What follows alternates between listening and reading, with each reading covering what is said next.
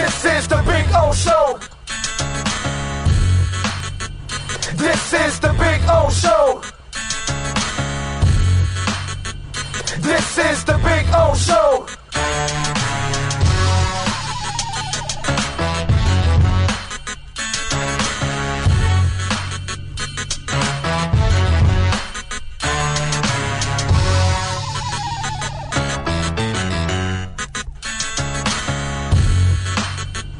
This is the Big O Show. All righty, not a good one. It is ugly. That's what it is. We're coming to you live, baby, from Sportsgrill in Miami Lakes. And unfortunately, not a good day for the Miami Dolphins. A terrible day all the way around. I know you guys already are having at it. I see it on Twitter. I see it all over the place. I'm sure we'll see it on the chat board today as the Miami Dolphins get absolutely walloped by the Buffalo Bills. It was an ugly game in every way, shape, and form. Obviously, it leads with Tua getting injured and out with the rib injury and did not return. And for those of you that think that Jacoby Brissett is going to bail you out of anything, that's not going to happen. And the one concern that I do have right now is how long is Tua going to be out? See, I'm not going to go to the extreme like a lot of you out there where you're going to go overreacting and say, oh, the season's over and Flo sucks and Greer can't find any talent and the offensive line is terrible. And, you know, it's one game. It's one game, and in one game, I'm not going to overreact when there's 15 more to go after that. You know, the problem is, and we talk a lot about this on the show, there's micro and macro, right? And people just live in the moment, and then they react. You lost. It goes on the board as a loss. You're 1-1. Doesn't mean that you're going to keep losing all your games from here on out.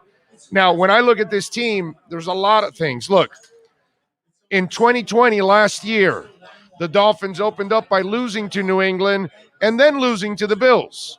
The games they split this year, they lost both. Then they went 10-4 after that. Okay, so they started 0-2 last year, and they go 10-4 after that. Now, again, the caveat is, how long will Tua be out? Is the question. We're going to hear from the coach in a few minutes when he takes the podium, and we'll find. Now, I know the coach is just going to say day to day because that's what he says about all injuries. But again, for those of you that are going to overreact after one game, the Bills, listen, the Bills are a team that is looked at as the one that could challenge the Chiefs to go to the Super Bowl. So let's not be surprised that you saw a really good team out there on the field today. And Miami, while the offense was terrible, the defense was also terrible at the beginning. And it was one of those games where it was kind of weird because after those first two touchdowns, the Dolphins did everything right in order to get back into that game, and then they kept shooting themselves in the foot. They easily could have scored more points, and obviously Parker dropping the touchdown, Albert Wilson with the drop, Jakeem Grant with the drop, all the things that could possibly happen to you, and you kept shooting yourself in the foot. Waddle with a fumble on the return. Jakeem Grant, by the way, injures an ankle, doesn't come back, so that puts Waddle out there a full-time basis as a returner and in the rain. The kid fumbled twice on that play. Not once, twice on that play. Everything that could possibly happen and go wrong for Miami, that's exactly what happened in this game. Everything went wrong. It was just ugly. And look, I get it. People are going to overreact. People are going to say the season's over, which is ridiculous. Remember, in 2019, this team lost their first 5 games by a combined 163-26. They lost their 4 games, I'm sorry. The first 7 games they lost by a combined score of 238-77. And then after went 5-4 and beat New England in New England when they needed that game badly. So Miami has shown you they can be resilient under Flo many, many times. Now, again, the caveat is, how long is Tua out? We don't know how serious the rib injury is. We don't know how long he's going to be out. All the Dolphins reported was that he's out with the rib injury. They didn't say anything else about it. So we'll find out how serious this rib injury is and how long it keeps him out. If it's a fracture, if it's a hairline fracture, if it's one or two breaks, I don't know. I have no idea. But they've got to do something about several things. One, Jesse Davis really has no business starting in the NFL. Let's be honest now, okay? I love Jesse Davis as a sixth man. I think I've said it on the show 1,000 times already. He should be the sixth man, and you might as well throw the other young guy in there in Eichenberg and let him figure it out and let him get all. Remember what I was telling you about Noah Igbenogany? That Noah really should be on a really bad football team where they can play him every week and let him learn and let him make his mistakes and let him grow. He can't do that here. Unfortunately, he can't do that here because they've got two starting corners that are better than him at this point in time. So he can't get any playing time. You know what I'm saying? Well, unfortunately for the Miami Dolphins, I know they want to be playoff contenders. I know we feel they can be playoff contenders after 10 wins last year, but they're going to have to sacrifice and get through it with the line. Now, this is where you're developing a lot of young people, and maybe too many at the same time. But now that you're in it, you might as well get it done. You might as well throw Eichenberg in there, let him play right tackle. Let's see what you've got. As I've told you many times, 2 or 3 of these guys are going to fail. Nobody drafts 5 offensive linemen and they hit on all the picks. That just does not happen. So you need to play these guys and play them a lot so you can get a better feel by the end of year 2 where these guys are at. But there's no doubt that the offensive line was the main culprit in this game today. Tua had no time whatsoever. Once the pocket collapses, he's not 6'4", so he's not going to be able to look over the line and throw over the line. Once the pocket is collapsing and offensive linemen are coming together, his passing lanes are gone. And so it becomes that much tougher for him. And when he starts to roll out one way or the other, he's rolling into a sack. And in the case of Jesse Davis got beat so bad that this guy got a clear shot and was able to crush Tua. Now, while Tua obviously got hit hard, this is the concern that I've had about Tua, unfortunately, is durability. And here's game 11, and he gets injured, and he's out now, and I don't know how long it is. I hope it's only one game. I hope it's only this game. I hope he's able to come back next week. It would be nice if he's able to come back next week, but that's the unanswered question. Tua with the ribs. Jesse Davis then went out with the knee. Jakeem Grant went out with the ankle. The problems are a ton right now for the Miami Dolphins. Remember, you can reach out to us on the text line at 855-912-1056. Of course, you can chime in on the YouTube chat board if you want there. Email bigoradioshow@yahoo.com and Twitter at Big O Show. The worst part about the loss is that the idiots come out. And then the idiots are overreacting on a consistent basis about everything. And so for those of you out there that are tuning in for this, here you go. You want to hear it? Okay, the season is over. Flo sucks. Greer can't draft. Get rid of the entire offensive line. And we're done. Okay, there you go. You got your fill. All right, you're ready to go? Go ahead. Go off and go have a beer and have some fun. I mean, that's what we're going to get at this point in time. We're going to get a whole bunch of people overreacting, and they're not going to remember certain things, and they're just going to go like, this game is the entire season. And I can't see it. Let's go to Flo. Huh? How's that? Okay. All right. So who's up first? All right. Wait till they're done, and then we'll go back to it, and we'll get to it. All right. So players are starting to talk now. We'll see what Flo is doing at this point in time. He might be getting, I want to say he might be getting more information, but knowing Flo, he's not going to give us anything. You know what I mean? So I was really disappointed in the defense too.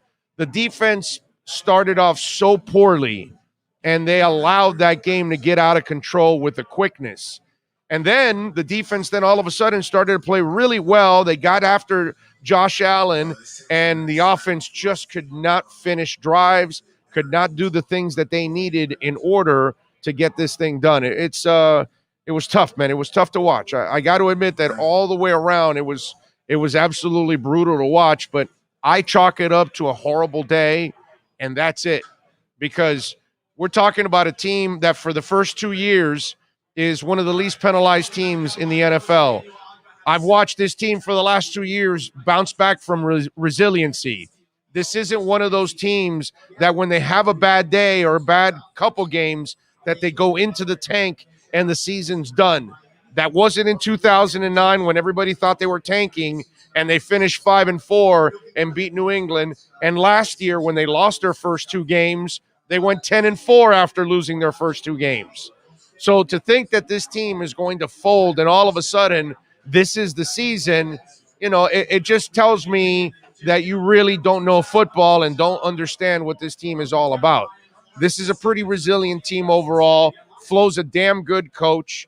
I think he's talking now. I think he's about to take the podium. Let's go to the podium because they're going to go to Flo now. Let's do that. Go for it, por favor. Let's see.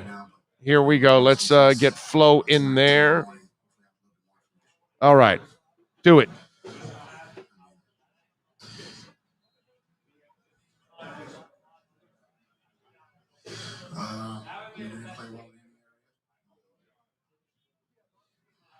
Here we go. Penalties, drop passes, missed tackles. That starts with me. I gotta do better. We didn't play well in the area. It wasn't the case today. We beat ourselves. Penalties, drop. And that starts with me. I got to do a better job. I got to do a better job of getting us ready to go. That wasn't the case today. And, give Buffalo credit. They're a good team. They played well in all 3 phases. But we need to do a much better job from an execution standpoint, and give ourselves an opportunity to be in the game. Which, I thought early we missed a lot of opportunities. So, Ryan, I'm sorry. Not good. You've obviously spent a lot of draft capital on your offensive line in recent years. How did the offensive line, in your view, perform today, and where is that rebuilding process? Yeah, we didn't do well enough in any area today. So, offensive line, defensive line, coaching. So, I think we just need to regroup, make the corrections, and do better. Brian, you get the home opener, you get the big crowd, the excitement, and your quarterback goes down early in the game. What does that do for a team, and how do you regroup from that after it goes down? I think, we have to regroup. We have to regroup, and we didn't do a good enough job of that. We talk about a kind of a next man up mentality. Jacoby's got to go in the game, and it's a team effort. So really across the board, O-line, running backs, tight ends, receivers, we didn't get good enough execution across the board. And to include defensively, we didn't get good enough execution or in the kicking game. And when you don't execute, you miss opportunities. You don't have success. How do you assess Jacoby's game? We didn't not good enough. And that's across the board. I think as an offense, as a defense, as a special team, as a coaching staff, we didn't do anything good enough today. We'll go back. We'll make the corrections, and we need to perform better. If we want to give ourselves a chance to have success. Ryan, they came out with 7, 8-man front flips and right from the first play. What went wrong schematically with you, or was it? I got to go back and watch the film. We had a lot of protection issues, whether it's, I know they were up on the line of scrimmage, but when they weren't, we still had some issues. So I'll go back and watch the film. I have a lot more of an understanding of what happened from that standpoint, after I watch it. Is there anything, I guess, prep-wise this week that would give you an indication that you have a play like this? I thought that we the preparation was good. We didn't execute. That's really what it boils down to. In any phase, when you have drops, when you have missed assignments, when you have mental errors, when you have fumbles and you lack ball security. I mean, we didn't play well. I thought the preparation, I thought we had a good week of prep. Obviously, not good enough. I got to do a better job of getting us prepared. But we didn't execute. I think that was what it was. More than anything. I think if, we got to do a better job executing. I got to do a better job of getting us to a point where we can execute better. What can you tell us about Jesse Davis, Jakeem Grant, that we're hurting tomorrow? Yeah, I'm still. Yeah, I mean, we'll have more information tomorrow. Both tough guys. I know they'll do everything they can to get back out there, but. Do you think all the drop passes today has something to do with maybe the wide receivers not knowing Jacoby's rhythm, anything like that? I mean, there's a lot that plays into it, but throwing and catching, that's kind of a fundamental that we talk about. That's if the ball's there, I think we should, have an opportunity or give ourselves. If we're given an opportunity to catch it, we got to catch it. Whether whoever's throwing the ball, we get enough reps with Jacoby and the other receivers that we I don't want to use that as an excuse. You have a veteran backup, of course, in Jacoby. Where's the team's confidence should you need him next week against the Raiders? I mean, we'll see where we're at with Tua.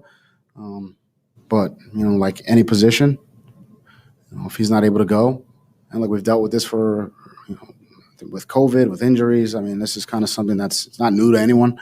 The next guy's got to play. And that's, it's the case with me as well.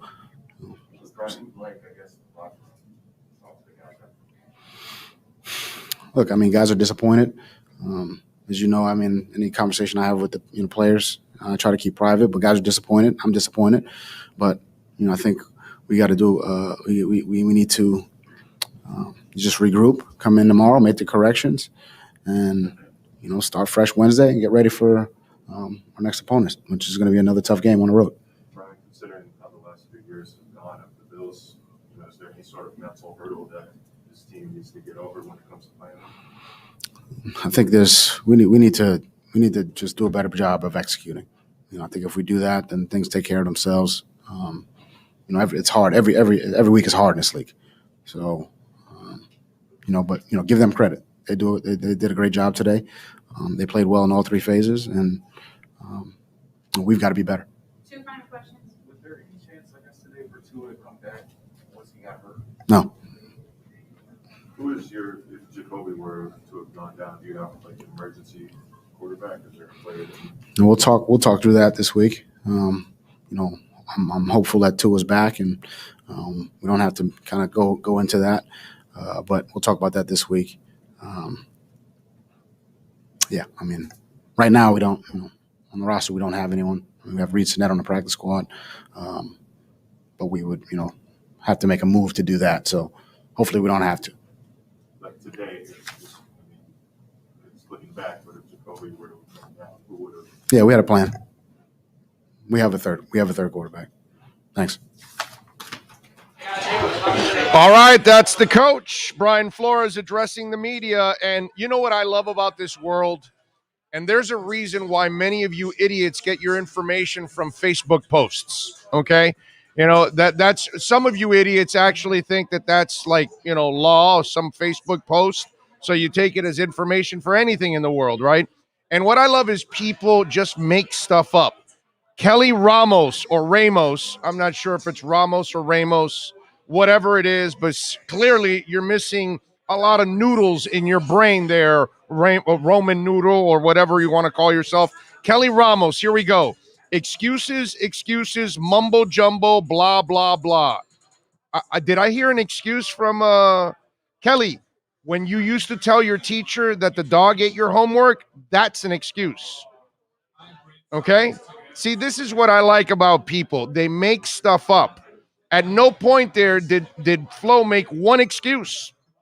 Not one excuse. He said we didn't play well in any area.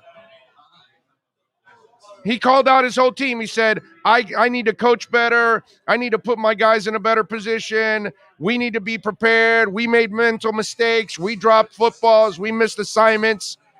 Not one point did he say, well, that guy's ankle, that's why he didn't catch the ball. Well, our offensive line is really young. That's why they struggled some, because they're still not there yet. I didn't hear one excuse. But see, when you have idiots like that for so-called fans, that's the problem in this world. That's the problem in this world. The Kelly Ramos or Ramoses of the world. Folks, this isn't the show you want to send stupid comments to. We will call you out. Okay? So Kelly, learn a little football, or maybe even clean your ears. You might want to take out some wax. Here, I got a pen. Why don't you come over here? I'll dig it out of your ear if you want over here at Sportsgrill, buddy. Idiotas. And you understand that one, right? I mean, it really is. It's classic, man. It's classic. Now, let me give you, so you guys can feel good about yourselves there. The Miami line, the left tackle is starting his second year. The right guard starting his second year. The center, he's basically a rookie. The right guard starting his second year. And then the right tackle has 5. They have 14 years combined. The right tackle has 5 years of experience. You know how many years the Bills have? 29 years of experience. 5, 7, 7, 3, and 7. That's the difference. And yes, the offensive line was terrible today. But to just discard and say that these guys are never going to be good is ridiculous. Some of you were saying before the game, well, Buffalo's front isn't as good as New England's. Well, they got after it today. They got some guys that can get after it. Even the University of Miami's Greg Rousseau ended up picking up his first sack of his career against the Miami Dolphins. Listen, man, this is part of the growing pains. It is. Unfortunately, this is a terrible outing for the Miami Dolphins, but it's one terrible outing. Many of you all over the place, Twitter, email, text, on the YouTube chat board, you're making it sound like it's all 16 games are going to be like this. And that's never been the case for this team. Even in 2019, when they had no talent and they got their asses kicked for 7 weeks, they turned it around. So for anybody to think that this is a team that doesn't have any character and isn't going to bounce back, or that Flo can't coach, or that Flo can't figure it out, then you don't know what the hell you're talking about. You're an overreacting little bitch after one game is what you are. You're gutless, and you know what? You probably shouldn't be rooting for a team like this, because they've shown a lot more toughness than most of you have. So, to me, it's just, it gets ridiculous to a point where you take one loss and you make it an entire season. Why don't we wait for the next couple of weeks? Why don't we watch what goes on for the next couple of weeks, and let's see how they respond to all of this? Last week, I still found people complaining after a win. I get it, man. It sucks to lose 35-0. It sucks even more to lose to the Bills 35-0. But it's one game. It's one game. And so these are all things that can be corrected. Jalen Waddle can hang on to the ball. Okay? Devontae Parker can hang on to the ball. Maybe Jakeem Grant can't, but everybody else can hang on to the ball. You know what I'm saying? And Albert Wilson, you know what we should do with Albert Wilson? Take off his pads and put him in shorts, because that's exactly how he plays well, in shorts. Okay? Or maybe what we'll do is his white pants, they'll paint shorts on them. Albert, you're in shorts right now, and then maybe he'll catch a football. I mean, these are things that we have to relax, man. Some of this stuff can be all corrected. But to just go crazy to think that the season is over, I just don't get it. Leon Fresco, thank you, sir. I appreciate you giving us some love on the super chat. He says, O-line stinks, can't rush Tua back because Tua's too frail and unelusive to protect himself. Organization to blame, trying to build plane and fly it at the same time. Needed to max protect after first half. There's a lot of things there I can't argue with, my brother. Those are good points. And yes, maybe max protect might have been the better thing. Yeah, maybe helping your tackles a little bit might have been the better thing. But you know what? At least with Jesse Davis, you're hoping that as a veteran, he can hang in there for you. You know what I'm saying? But that just wasn't the case. John Patterson, thank you, sir. A little love on the super chat. He says this rebuild is ahead of schedule, and I think Miami has a great opportunity next week. The Raiders will be reading their press clippings. Raiders have played really well the first 2 weeks, bro. They're better than what I thought they were. I got to tell you, maybe at least for the first 2 weeks. But again, if we could get Tua back, that's a whole different ballgame. I will tell you, with Brissett, I don't have a lot of hope. I'd almost rather play the kid than Brissett. I'm not joking. I really like the kid more than I like Brissett.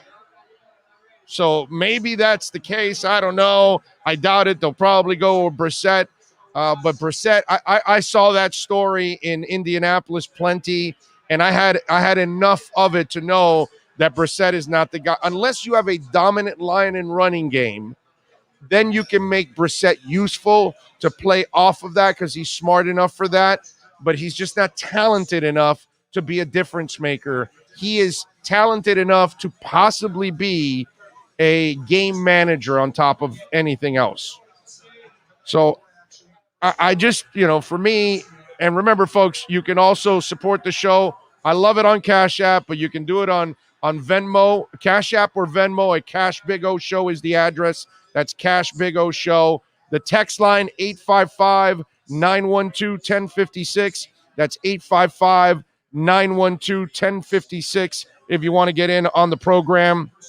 And there's a ton of you already on the chat board. So let me see what I got here. Francisco says, what I saw was inconsistency from the offense, drop balls, and your boy Jakeem Grant fumbled on the scoring drive. I was so disappointed in the offense, regardless who it was. QB behind center. I'll tell you what, I'm a big Jakeem guy. You all know that. But what do I always say about it? Don't play him at wide receiver. Just keep him as a returner. And that's where I was disappointed. After all these receivers you have, you had to use Jakeem Grant. That didn't make any sense to me. It just didn't make any sense to me. And I can defend Jakeem Grant, but I defend him always as what? A returner. I never tell you ever that I put him out there as a wide receiver. I said, this is great this year. You've got all the receivers. You don't have to use Jakeem. So I blame the coaching staff. I blame the offensive coordinators for using Jakeem Grant as a wide receiver when they should not be using him as a wide receiver. He's strictly a returner, and that's the way it should be. God is chiming in on the super chat. He says, going in for my first job interview today. Any tips? You're God, bro. You don't need any help. Just tell him I'm God. That's all. And threaten them. I'm God. You don't give me the job, I will crush you. And that's all. And they'll give you the job. Nobody second guesses God. So God, that's my tip for you. Tell them you are God and you'll get the job right away. Sinet, the next Marino. I at least want him over Brissett. And there's no way Flo does that, by the way. There's no way Flo does it, but I would. Because I just don't trust. Brissett to me is just a guy. He placeholder for a couple plays a game, maybe two, get him out of there, but he's not going to be a difference maker. Let's see, what else do we have here? Antonio says, be careful what you say here. If you don't say good things about Tua or Coach, Big O will not play nice. No, that's not true. You can say whatever you want. Just don't say stupid things like, oh, excuses, blah, blah, blah. And Flo never said one excuse. I'd love play back the press conference. Tell me where he said an excuse. All I heard was take accountability for why you suck today. That's it. So, again, make stuff up if you want. Go ahead. There's another one making stuff up because I never said that. Big O, Jamie from San Jose. It was a difficult game to watch. It was impossible to watch. Everything that could go wrong went wrong. It was just one of those days. Time to get back to the drawing board and grind next game. That's it, man. I will get concerned if it's a few weeks from now and this play continues. That's how I get concerned. But you think I'm going to worry about one game? One stinking game? It was terrible. It sucked, dude.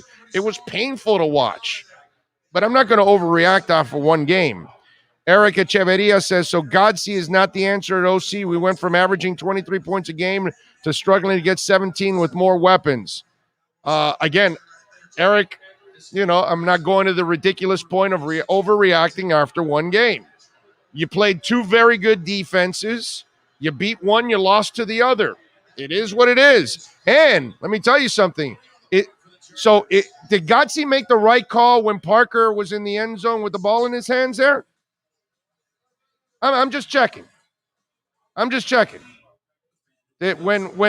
Jalen Waddle had the ball and he drops it, is that Godsey's fault? When Jakeem drops it, when Albert Wilson drops it, is that Godsey's fault? I'm missing something here. I'm sorry. It seems like they called the right play. It was just the players didn't execute. The player was open. The ball hit their hands, and then it hit the floor. I'm not sure where that's Godsey's fault. But, I mean, you can make up whatever you want. I mean, that's fine. You can go ahead and do that. That's fantastic in your part. Go ahead. Thomas Jensen says, you're right, Big O, about Wilson, but Omar Kelly's exactly pinpoint right about our offensive line, and that's the real problem. Yes, it is. Nobody told you at any point that the offensive line was a finished product. In fact, who has been preparing you to tell you that out of the 5 draft picks, half of them won't make it? I'm sorry. I wonder who's been telling you that every single day on the show all the time. Wonder who repeats that all the time, Sean? Do you know? You have any idea who tells you all the time that nobody hits on 5 draft picks? I believe it's Big O. Okay. All right. I don't know. I'm sorry. I don't know. I think somebody was preparing you for failure on the offensive line, right? I think somebody told you that they'll still need to get. See, the problem is the same people that gave up on the season, they assume all 5 draft picks are going to hit. Think about how stupid that is. Think about how unrealistic that is. Who the hell drafts 5 linemen and they hit on all 5? No one does that. I told you they got to hit on 2 or 3 of those 5. If they hit on 2 or 3, they're phenomenal. If they hit on all 5, Chris Greer needs to retire as a Miami Dolphin and sign him to a 40-year deal. Okay? Until Chris Greer can't even think anymore, I'd have him as my GM if he hits on all 5. So I've been preparing you for this for a while now. I never told you it was a finished line. I never told you it was a good line. I told you we got to wait and find out who's good and who isn't. And that's why I said, get Eichenberg in there. Don't waste any more time on Eichenberg. Get him in. You know what Jesse Davis is. And if Jesse Davis isn't Pro Bowl, then why is he playing? If Jesse Davis isn't one of the better linemen in the league, then why is he playing? So get Eichenberg in there, who has a future and is considered the guy that you hope becomes the everyday guy.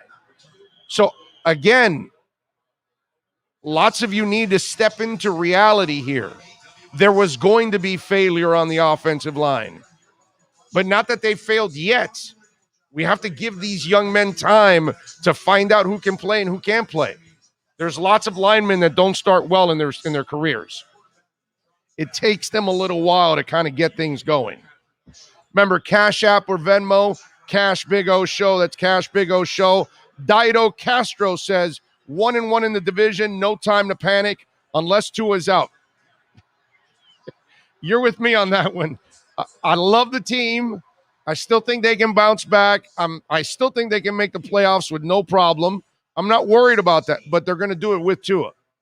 So if Tua's out for a considerable amount of time, that's when I'm going to be concerned, ladies and gentlemen, because I just don't think they'll have the guy back there. And I'm serious. I would rather see Sinet than Jacoby Brissett. I would. Not that they would ever do that, but I would go that crazy route. I fundamentally believe, and DJ Gallagher, thank you, sir, for giving us love on the super chat. I fundamentally believe that if Tua is not hurt, this will be the lowest point of the season before being a champ. Learn from your tough loss and adjust. Let's hope so. Let's just give them some time here. Let's not go crazy after one terrible, brutal game. Look, I watch Saturdays, and I know there's no hope with Manny or the administration. Okay, I already know what the Coral Gables administration is all about. The University of Miami doesn't care about football. They don't give a rat's ass. That's why you've got Blake James, and that's why you've got Manny Diaz. They don't care about football. They want to just get by, win 8 or 9 games, grab that fat ass check from the ACC, and pay for their athletic program. That's all they care about. That's it. They're about medicine and law and everything and marine biology and all the other things that they're involved. They're about academics, man. That's what they are. They're an academic institution. They're not a football institution. But the Dolphins, I have plenty of hope here. Why am I going to get deterred from one bad game? Lots of teams have terrible games, man. And then you bounce back. Didn't New Orleans fall on their face this week after winning by 7,000 points last week? They pounded the crap out of Green Bay and then they got embarrassed this week. It happens, man. And New Orleans is way better than Miami at this point, outside of the quarterback position that we still don't know with Winston.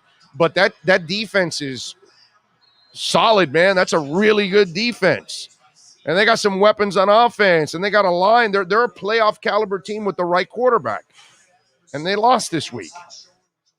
And they won last week. It happens, man. You just can't go out there and panic just because one game didn't go your way. DJ Gallagher, thank you, sir. I appreciate you giving us some love here on the super chat. Another super chat, Marco Rocks. Marco says, Big O, as bad as the Finns were today, Manny and the Canes are 100 times worse. Rough weekend for sure.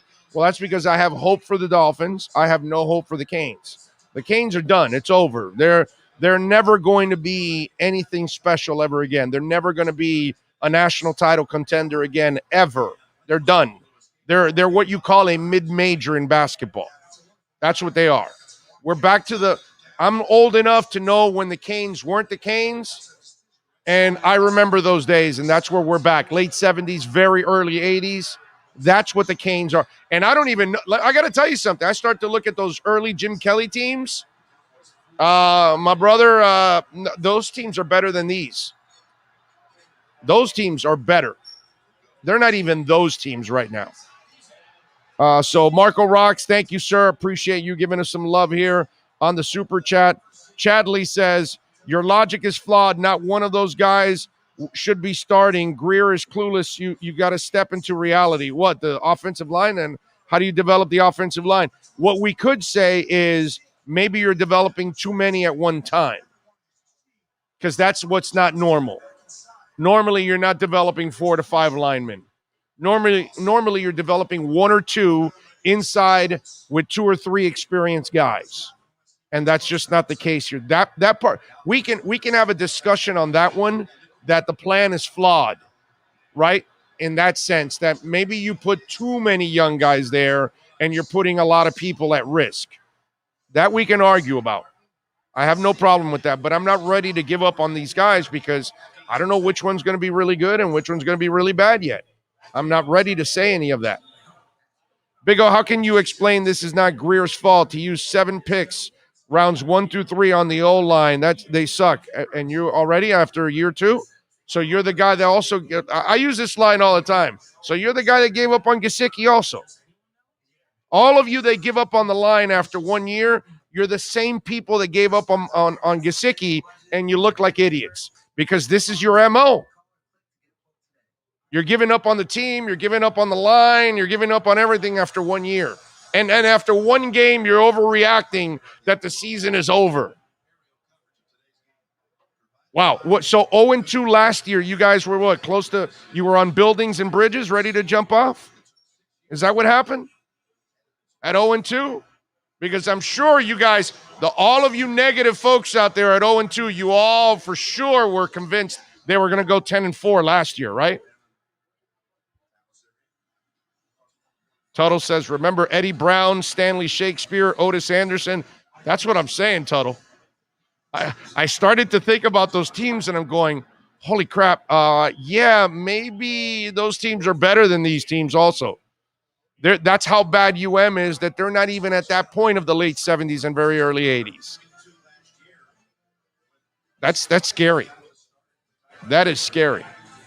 Bye-bye Bosworth says, yeah, Big O, they will bounce back and win 8 or 9. The question is, they are not elite, and at a QB, they are not elite. Make the call to Houston. The NFL is about elite QB play.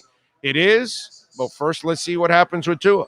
And you can't make no call to Houston. I know that this stupid conversation is going to start with Watson. The kid hasn't been deposed yet. They haven't finished the civil lawsuits. So until everything is done, there's no conversation to be had yet. And I'll tell you this, Miami loses more leverage by losing Tua also, because Houston will know they're that much more desperate in order to trade, and they would have to trade the world in order to get Deshaun Watson. You know what I love? All these people that want to trade right now for Deshaun Watson, Miami goes and gives up all those picks. Deshaun Watson gets injured, and then they say fire Greer because they traded all those picks for this guy and he got injured. Same people. Those are the people that never lose at all, because nobody ever tracks what they say. So then they just come in with a fresh new set of complaints. Man of 1,005 holds says, for the idiots asking to trade for Watson, you are aware the Texans will ask for 4 first-round picks and X, and we made the GM look stupid. I know. Well, the old GM, not the new GM. The old GM was O'Brien, because he was the coach and GM. We made him look stupid, not the one that's there now. Made the team look stupid. Let's see. But this hurts. It's more of the same. Just show up and not this embarrassing. I mean, it sucks, man. It sucks. Thank you, man of 1,005 holds. Marino Castillo, thank you, sir. Big time. I appreciate you on the super chat. Very kind of you, my man. Thank you, sir. Marino, that is very nice of you. Man, that was disappointing. Rob says, hoping they would play out. They would play out coached. Played. Nobody came to play, and I mean nobody. All right, you gotta text a little cleaner than that, my brother, so I can read it. But thank you, sir. Dario Castro says, if Tua is out, hopefully not. Is Cam a stretch? Yeah, Cam is definitely a stretch, my brother. There's no shot there. All right, what player do we have so we can hear from Mr. Sean Stanley? And thank you all out there, man. Dario Castro, man, thank you again for the super chat. I appreciate you. Let me check Cash App and Venmo, Cash Big O Show. That's Cash Big O Show on Cash App or Venmo. Thank you to O'Shea Morris. Thank you to Alexander Lopez. And thank you to Gerard Gonzalez. Appreciate all of you chiming in there on Cash App and on Venmo. Let's see. What do we got? Where are we at here? I know I got to find here it is. Mark Jean-Baptiste, thank you, sir, on Venmo. James Isaacs, thank you, sir, also on Venmo. And Michael Cracchiola, thank you also on Venmo, man. Very nice of you all for chiming in and supporting us the way you do. That is incredibly kind. Who do we have there, Sean? We are waiting. We're going to try to get you a player here.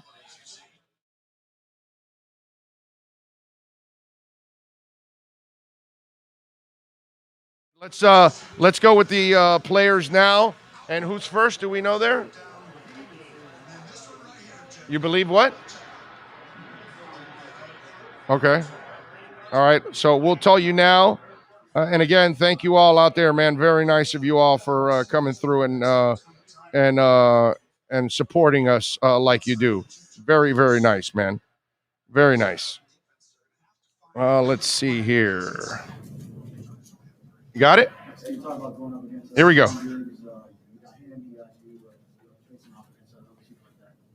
It was good. I look for the matchup every week. So, obviously he did a good, his team did a good job. They won, so. What's the mood in the locker room? Like a funeral. This is Xavier Howard, by the way. It's football, man. We respect each other. After the game, he was like, good job and stuff like that. But, it's just about the respect. And what happened on the touchdown catch? It looked like you lost his footing, you lost the shoe. Yeah, I think he had fell. Josh Allen scrambling and found him. That's what he do. So we was looking forward for that, to him to scramble and throw the ball. So he did that. It seems like despite Tua going down the early 46-yard touchdown run, you guys were able to get some stops and get some turnovers. What happened in the second half where they were able to drive down and start to really convert some drives? I feel like we ain't winning all three phases, and we just got to get better each day. We take it one game at a time. Learn what we did, what we messed up this game, and move on.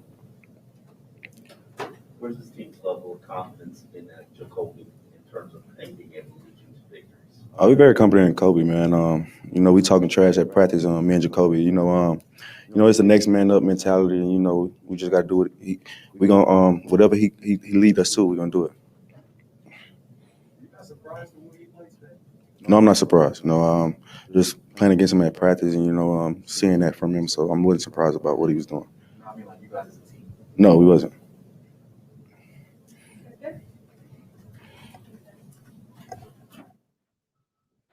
That is Mr. Xavier Howard. They even burned him once. Diggs got him. Remember? I mean, he played great. He dropped an interception too. That's the other thing. Remember, X had 10 last year, probably dropped like 5 last year, if you remember correctly. And in this game, obviously, he had the great interception that he picked it off. And then he did get burned but that happens to every corner, man. That's the kind of day it was. And then he drops an interception too, which was just absolutely brutal. Ernie D, thank you, sir, for giving us a little love on the super chat. And again, thank you all out there. Remember, Cash App or Venmo, Cash Big O Show. All right, let's go to the next player because X didn't really say too much. All right, we are ready, locked and loaded. Go for it.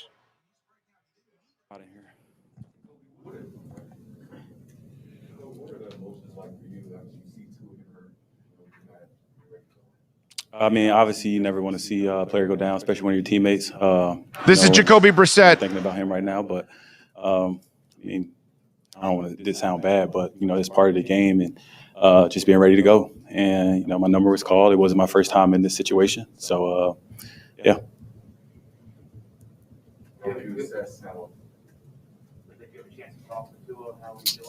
No, we just got off the field and I showered real fast out here, so I'm sure I'll talk to him later. How are you feeling? You got hit pretty hard too. Still standing up here smiling, so got another game next week. During the week, were you able to get any? I mean, usually it's starting quarterback to second first team. Were you able to kind of get any practice time with guys like Jalen and Alvin that you ended up? Yeah, for sure. We definitely. I mean, in the NFL, you're gonna throw the ball to everybody. So, like I said, it was one week. And now we get another opportunity to correct it and go out and get better from there. As far as what?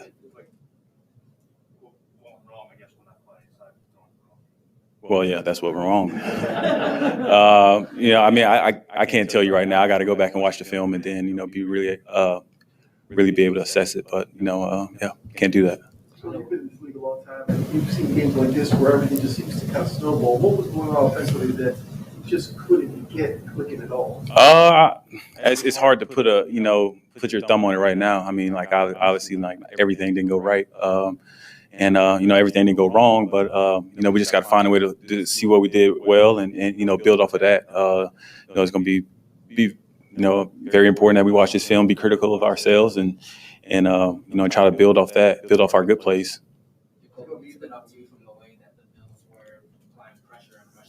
Say it again, sir. What stood out to you from the way that the Bills were rushing you in some of their What do you mean by stand out? what stood out to you? What were you seeing on the field? Some of the blitzes they were throwing, some of the rushes, the ways they were rushing you. That's hard. I mean, they were just coming. I don't know what kind of how to answer that. Sorry. Were you expecting that level of aggression from this team? Oh yeah, of course. I mean, it's the NFL. It's a division game. So yeah, I mean, I'm sure we're gonna go back and we're gonna see it, and we're gonna see the small things that we messed up on that we know we could have did right. Myself included, and correct it for next time. You see the game differently than we do. What were they Buffalo doing at the start of the game? 7, 8 men on the line of scrimmage and blitzing, corner blitzes and linebacker, everywhere. What I mean, they do that. That's Buffalo's defense. When you turn on the film and they showed that on film. We were prepared for it. I mean, obviously it didn't show that we were prepared for it, but so like I said about like the last question, I mean, you go back and you look at those small details when we said that we had the answer for these plays, and just going back and correcting it. We don't know when something like this happens. When you see the start of it out, is it just instinctual? You grab the football, you start playing. What kind of goes? Say it again. Sorry. Can you start over? As a backup, when you see the start go down, is it kind of just instinctual? You grab the football, you start warming up. What kind of goes through your mind when you see the starter go down like that and you're standing there? Well, I don't refer to myself as a backup quarterback for one. For two, still. But for two, I'm always throwing the ball. Just keeping my arm loose because you never know. Like I said, I mean, injuries happen in this league. So, you always got to be ready. So just on the sideline, I'm throwing constantly as much as possible, keeping my legs warm because, I mean, obviously you guys see me go quarterback sneak, so I still got to be ready. So, yeah. We don't know, of course, yet if you'll be starting next Sunday or even multiple games. But how would you describe your comfort level at the moment with your teammates, with the offense, with operating the Dolphins offense? I mean, it's obviously work in progress. You're never done until you're done. But I feel good. I mean, we build off of the good plays from this week. Go back to work, go back to the drawing board. We got a good division. I mean, not a division, but a good game coming up. So it'd be interesting. Jacoby, were they blitzing you as much too? I mean, when you process what they did against your offense as opposed to the start of the game, were they blitzing you as much? Well, I pretty much got in at the start of the game. I mean, what do you say? Yeah. They came out and played what we saw on film, honestly. It was no different. Probably a couple more extra pressures. But for the most part, they came out and played what we thought they were going to do. How would you approach the week into a game like every week, I prepare as a starter. I know that's cliche, but I mean, that's how I live my life because you never know. Like I said, I've been in these situations before, and, I think that served me well. You said earlier you don't think about yourself as back and forth. How do you think of where you call yourself, where you think of yourself as? I'm a starter. With a lot of drop passes today, did you say anything to your receivers? You guys have a conversation about that at all? Yeah, we'll get better next time. It's not always on the receiver. I mean, sometimes it's on me, bad ball, but, like I said, go back and watch the film, get another week of preparation, to get out there, continue to throw, continue to drop ball and catch balls. And, it's early in the season, second game of the season, so it's not like the house is burning. It was a big one in the end zone. Parker had to go to his hands. Was that particularly deflating at that point? Because he could have gone to 14-7. Oh, no, that's not deflating. I mean, it's too early in the game for it. It's never deflating. I mean, it's part of the game. Drops part of the game. Bad throws part of the game. I think he responded well. He came out and made some more plays. So, yeah.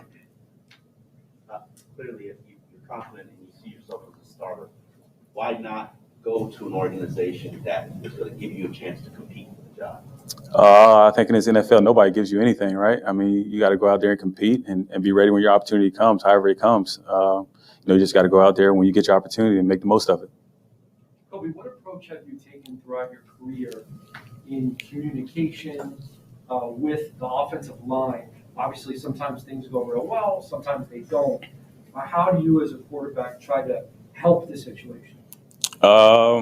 I mean, it's not just on them. It's on me. It's on the receivers, on the running backs. So, and that's what, as an offense, that's what we understand. It's just not on the O-line. I mean, you go out there and they're like, oh, it's the O-line. It's not them. Sometimes I got to throw the ball. Sometimes somebody got to get open. Sometimes the back's got to get the guy.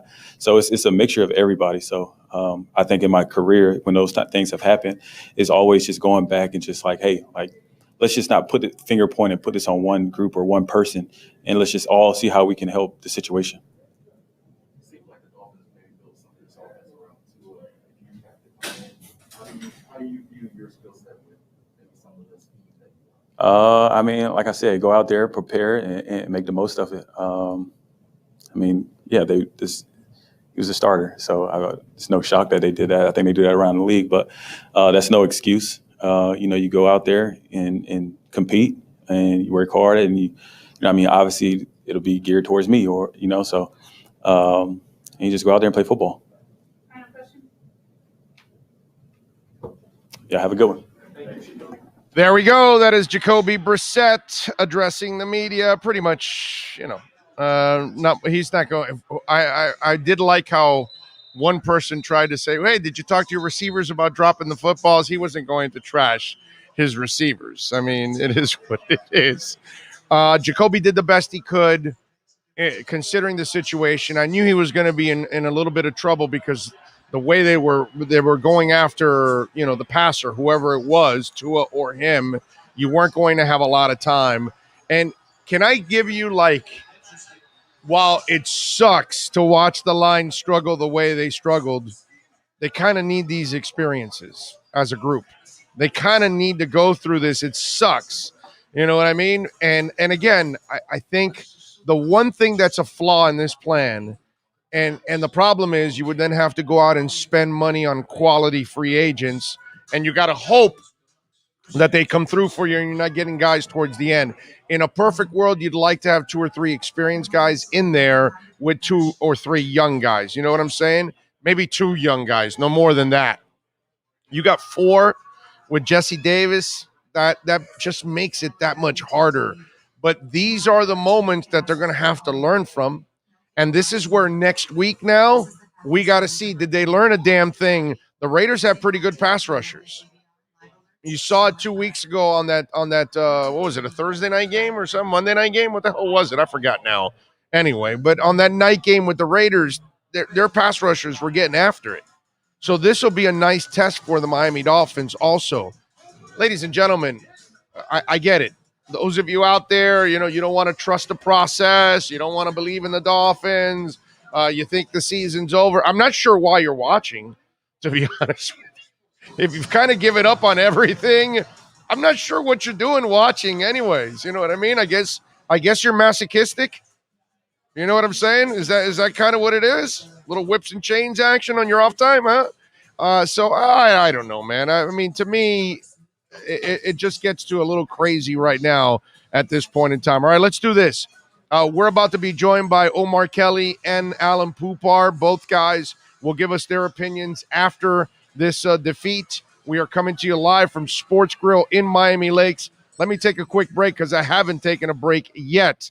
So, and it's been an hour that we've been on. So let's take a quick break, and then we'll come back. Hopefully we'll be talking with Omar Kelly and Alan Poupar here down the stretch, and we'll get their thoughts. I got a couple of other things that I want to talk about when we come back on the other side. A couple things that maybe Miami has to think about. We'll do that next.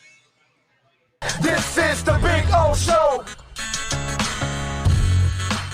Sports fans love a place with great food, cold drinks, and TVs everywhere. That's why sports fans love Sportsgrill and their 7 amazing locations. Check out the Bird Road location at 11481 Southwest 40th Street in the back corner of the West Bird Shopping Center. Sportsgrill is also now offering some great employment opportunities. All kinds of positions are now available from kitchen to hosting. Call for more information at 305-485-8845. From wraps to salads to amazingly delicious specialty dishes, Sportsgrill is the home to the legendary special grilled wings. Since 1987, Sportsgrill, good food, good drink, and good friends. It's the Big O Show. Judge, you tuned in to the hottest sports radio. When you need your warehouse looking good while staying efficient, there's only one place to find the finest racks in the business. Pallet Rack City in Hialeah. 305-424-8547. That's 305-424-8547. Pallet Rack City is the company you need when you want your warehouse sporting the finest racks in the business. After all, who doesn't love a great rack?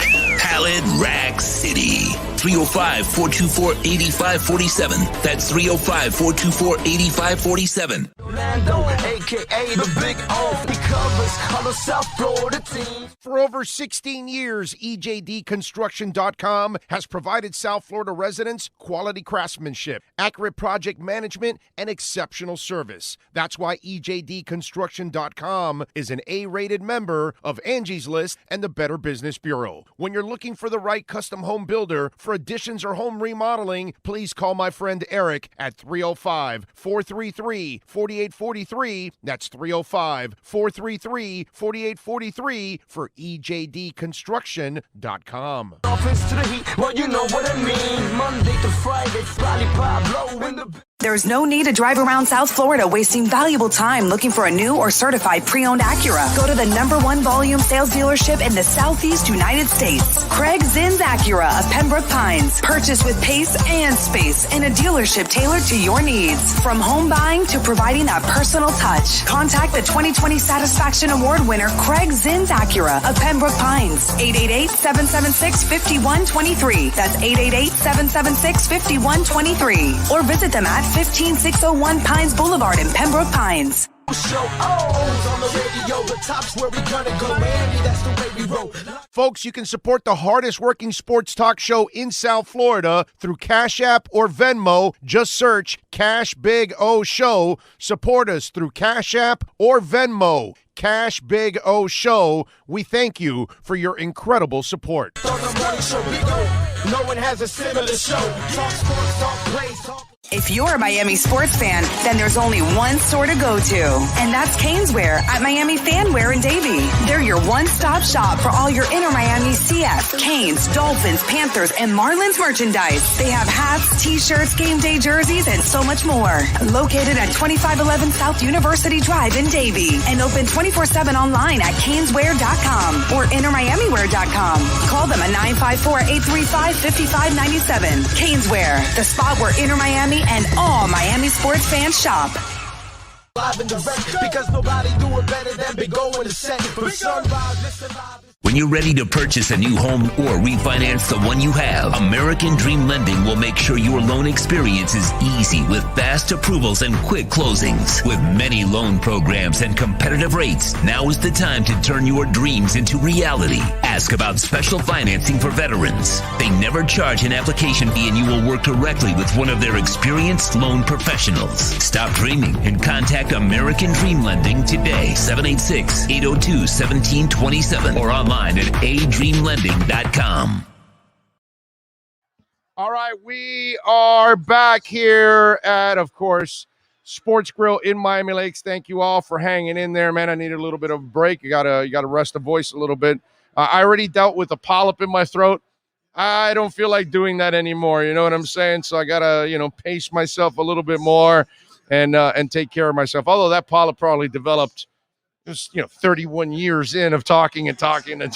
So I don't think I'll be in this business another 31 years. I'm just kind of putting it out there. But I appreciate all of you out there as always. Let me see, because I stepped away. I want to make sure I didn't miss any super chats throughout. Thank you all for sending super chats as always. By the way, Alexa V, the president, is in the house. She came by to say hi, so always appreciate her out there. And let me see here. Ramon Martinez, thank you, sir. That is incredibly nice. Thank you on the Cash App. Joshua Velasquez also on the Cash App. Thank you. Let's see. Let me check out on Venmo, because I always got to check both places. And Venmo, let's see who did it. Somebody sent in here. Let me see. Just hasn't updated here, but thank you. Let me see here. What do we have? I'm trying to see who the hell it is that came in now, man. Let's see. Oh, Robert Triana. Thank you, Robert Triana. There you go. Appreciate it, man. Very nice of you. Appreciate it, Robert. That is very kind of you, my man. I cannot complain there. You guys have been so good to us, to me and to Sean, helping us out. Eric Rivera says, God bless you. Oh, honey and aloe good. Yes, you are correct, sir. I do need some of that. When it's all said and done after tonight, I'll probably need a little bit of that. And then tomorrow, obviously, will be a red hot show talking a little bit about the Canes and then talking about this struggle in this game. Now, a couple things I want to get to Eichenberg. I want Eichenberg starting at right tackle. Jesse Davis is injured now, so it looks like maybe he's not even going to return next week. We'll see. Hopefully it's not too serious. Hopefully he can stay in the lineup and help, not the starting lineup, but help out as a reserve. But I'd like to see Eichenberg start already, and so you can start to find out about all 5 of these offensive linemen. Albert Wilson. I think Albert Wilson kind of earned himself an inactive spot next week. If Will Fuller is able to come back next week, who knows? Albert Wilson could get cut after this or traded away. I don't even know if he's tradable at this point in time. But Albert Wilson's one of those guys that you've got to make a decision on because he is taking up a roster spot. The drops, Waddle, Parker, Jakeem.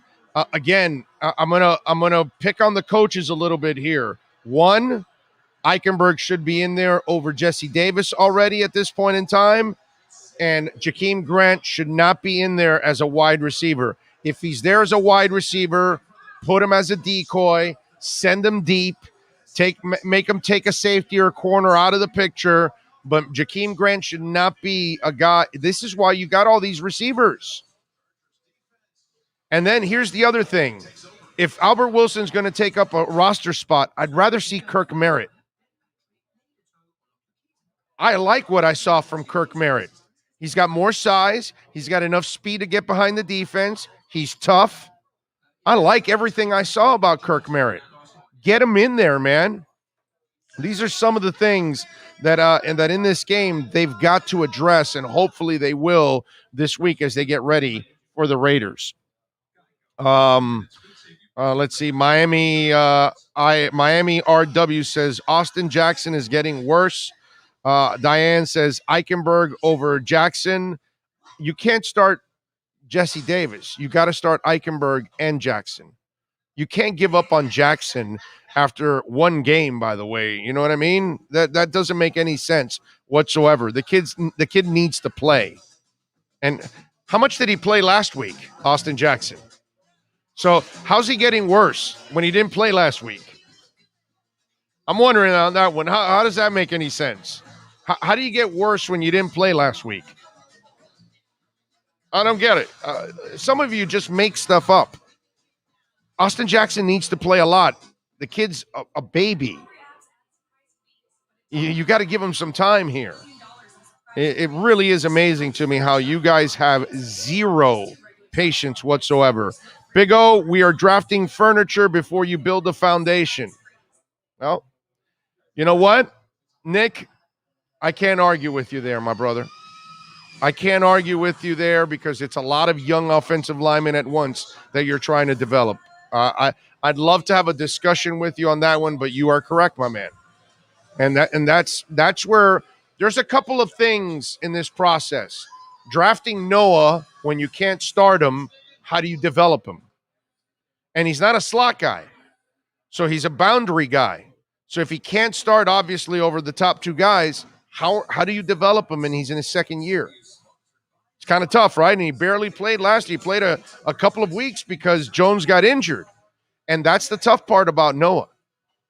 And you're not going to tag him after year 4 because if you haven't played him, that'll be a problem. So by next year, you got to figure out a way to get some playing time for Noah in order to develop him.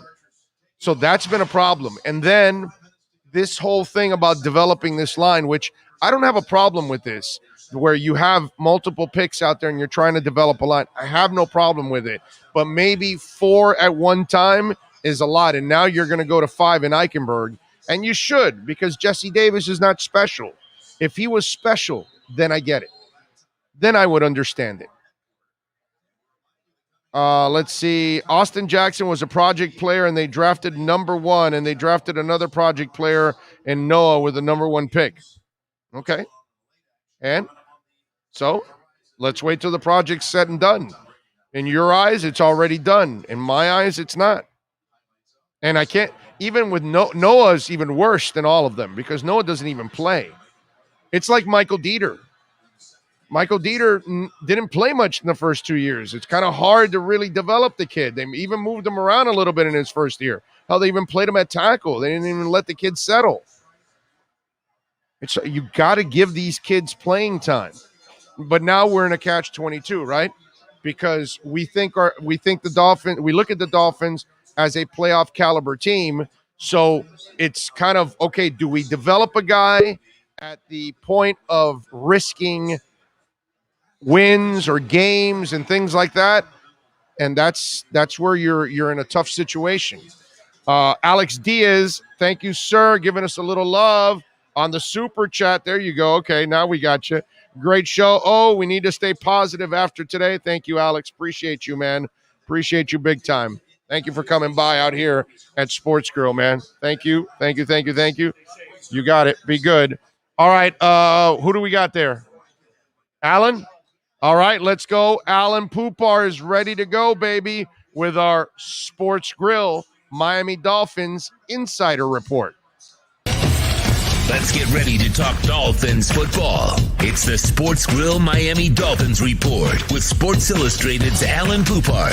With locations throughout South Florida. Check out our sponsored locations in Miami on Bird Road in 114th and in Miami Lakes in the Ryan Oaks Plaza. Here's Miami Dolphins insider Alan Poupard.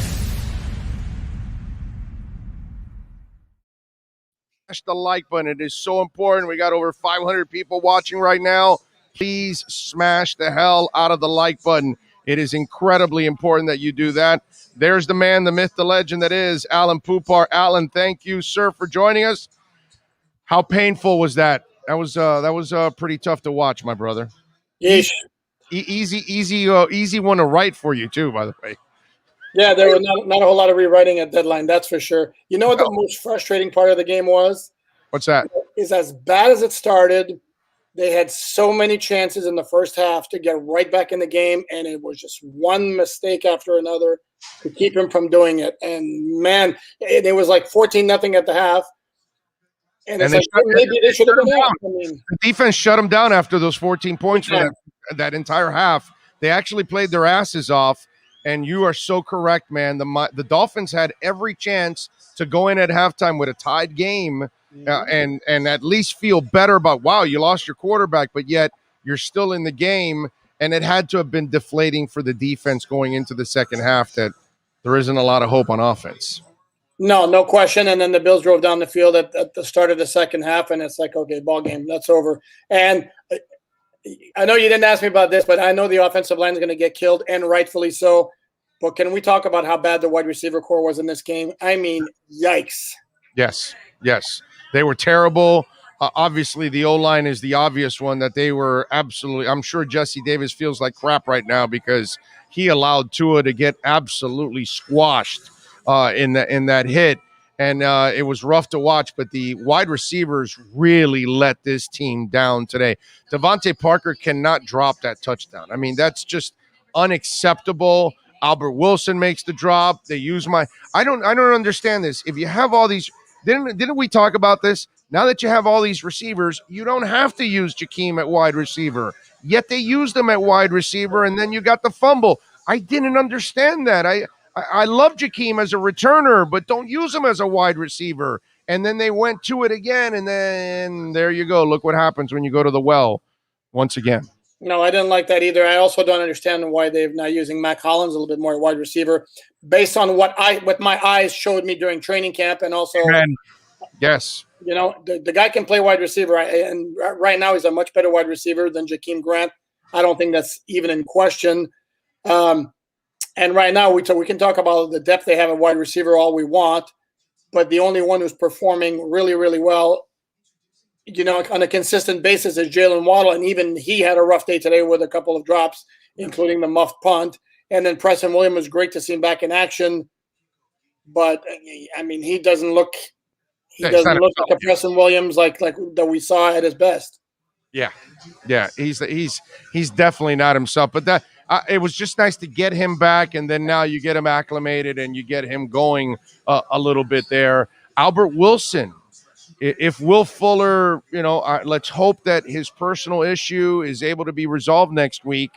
You start looking. Do you go Kirk Merritt off the practice squad, or do you go Will Fuller? And then does this cost Albert Wilson a spot because he had a couple of drops in this game, and so I know that we're supposed to count on all the wide receivers, but here's a guy that's had an opportunity the last 2 weeks to shine in it, and it just hasn't happened for him, man. No question, and yeah, I mean, how long are they going to be carrying 7 wide receivers once, and if Will Fuller comes back, that's an awful lot. And then again, and right now they're carrying 5 D linemen because Raekwon Davis is on IR. That's a very low number.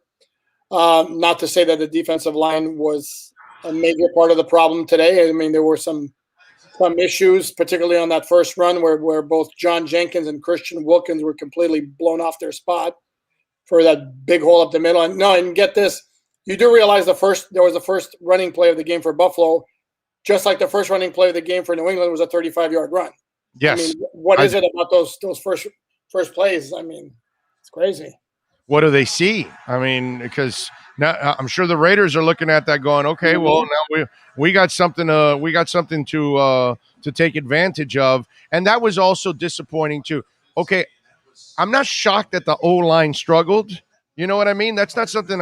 But I was shocked that the defense, after you know what you're doing in this game, you know how important it is, and to just allow them to drive up and down the field so quickly and get those 14 points. That was really disappointing. Now, to their credit, they did bounce back and said, all right, offense, it's now on you. And unfortunately, Brissett could not get it done. Overall, any changes you would make defensively?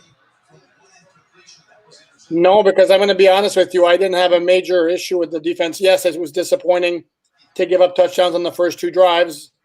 But you're playing a pretty good team on the other side, even though they don't look to me like the 2020 Bills. But it's still a very good team with a lot of good players. Obviously, the 46-yard touchdown run is inexcusable, but they're going to make plays in the passing game. That's a great wide receiver core there that you have with Stephon Diggs, Emmanuel Sanders. Cole Beasley's a very good slot receiver. So I didn't have a major issue with the defense that would call for changes in the least. To me, that loss was 99.7% on the offense, with most of that on the offensive line, with a little bit on the wide receiver core. And let me tell you, Josh Allen wasn't accurate. He missed several passes in this game. He wasn't really sharp. They were just so much better as a team today. And obviously Miami committed every mistake possible to give them the opportunity. Now, let me ask you something. With Brissett, is there any chance that if Tua does not come back this week, do you try to put a little sum in the competition with Sinet? Because I can't see Flo going to the young guy, but I got to tell you, I kind of like the young guy more for this offensive line than I do Brissett. I think Brissett is more of a statue, where this kid has some mobility and showed me a little something. Now, I know it's preseason compared to the regular season, so it'll be 2 different things. So does Sinet come in any mix whatsoever here? I would say somewhere between 0 chance and 1%. If you're asking me, is it going to happen? Here's the other thing, too. If we're going to be honest, didn't matter who was playing quarterback today. I mean, Lamar Jackson might have had maybe a shot. Yeah. Because of his speed. And I say maybe because, yes. I mean, those guys were on the quarterback like so fast. And Brissett didn't have a chance. Tua didn't have a chance. Yeah. So it didn't matter. And if they're going to play like that against Oakland, which, by the way, has a much better pass rush than they've had in the past, if the offensive line doesn't figure it out, going to be another long afternoon for the offense, and it doesn't matter who plays quarterback. But no, reason that's not going to play quarterback. Yeah, I would imagine that. Eichenberg, is he the starter next week, you think, from here on out at right tackle? Depends on, Jesse left the game with a knee injury, so it depends on that. And again, this is a guy who was talking about he's having knee swelling management in training camp. So I don't know if what happened today has anything to do with that. Who knows when we'll find out his availability for the game on Sunday. If we're talking by performance alone, I know that's a popular thing to do because Eichenberg's the shiny new toy, the rookie second-round pick. But if we're going to single out Jesse Davis for poor performance today on the offensive line, I think that's a little bit unfair because I noticed specifically, remember, you and I have had this talk where my point is always you notice the offensive line only if they do the spectacular pancake block or if they have negative plays. Well, I noticed practically everybody today on that offensive line, and there were no pancake blocks. So Robert Hunt got called for 2 penalties. Solomon Kindley got completely shoved back on the 4th down run that came up short when Malcolm Brown, they ran the RPO. Eichenberg got beat for a sack. Austin Jackson got beat for a sack. Let me take that back on Eichenberg. I didn't notice anything, but Austin Jackson got beat for a sack or a QB hit. So it was bad all the way around. I know they won't tell us, and they'll never admit to this. But do you think deep down inside they have some regrets that they're trying to develop too many young offensive linemen at once? Because, dude, you and I have been covering this league for a long time combined. We probably have over 60 years of covering this league. I've never seen 4 or 5 young linemen being developed. Maybe 2, with a bunch of experienced guys mixed in. 3 is really rare to find. 4 is craziness. And if this guy doesn't play next week, now you're talking about 5. I think they have to regret a little bit and look at that as a flaw in the plan. Potentially, I think my biggest concern from where I sit is I'm not sold on any of them. I mean, Robert Hunt's the one who I've always touted as the one having the highest ceiling, but he hasn't blown me away in the first 2 games. And today he had the 2 penalties. I didn't notice anything flagrant in terms of pass protection, but I'm sure he had played a part in it if we were to break down the film.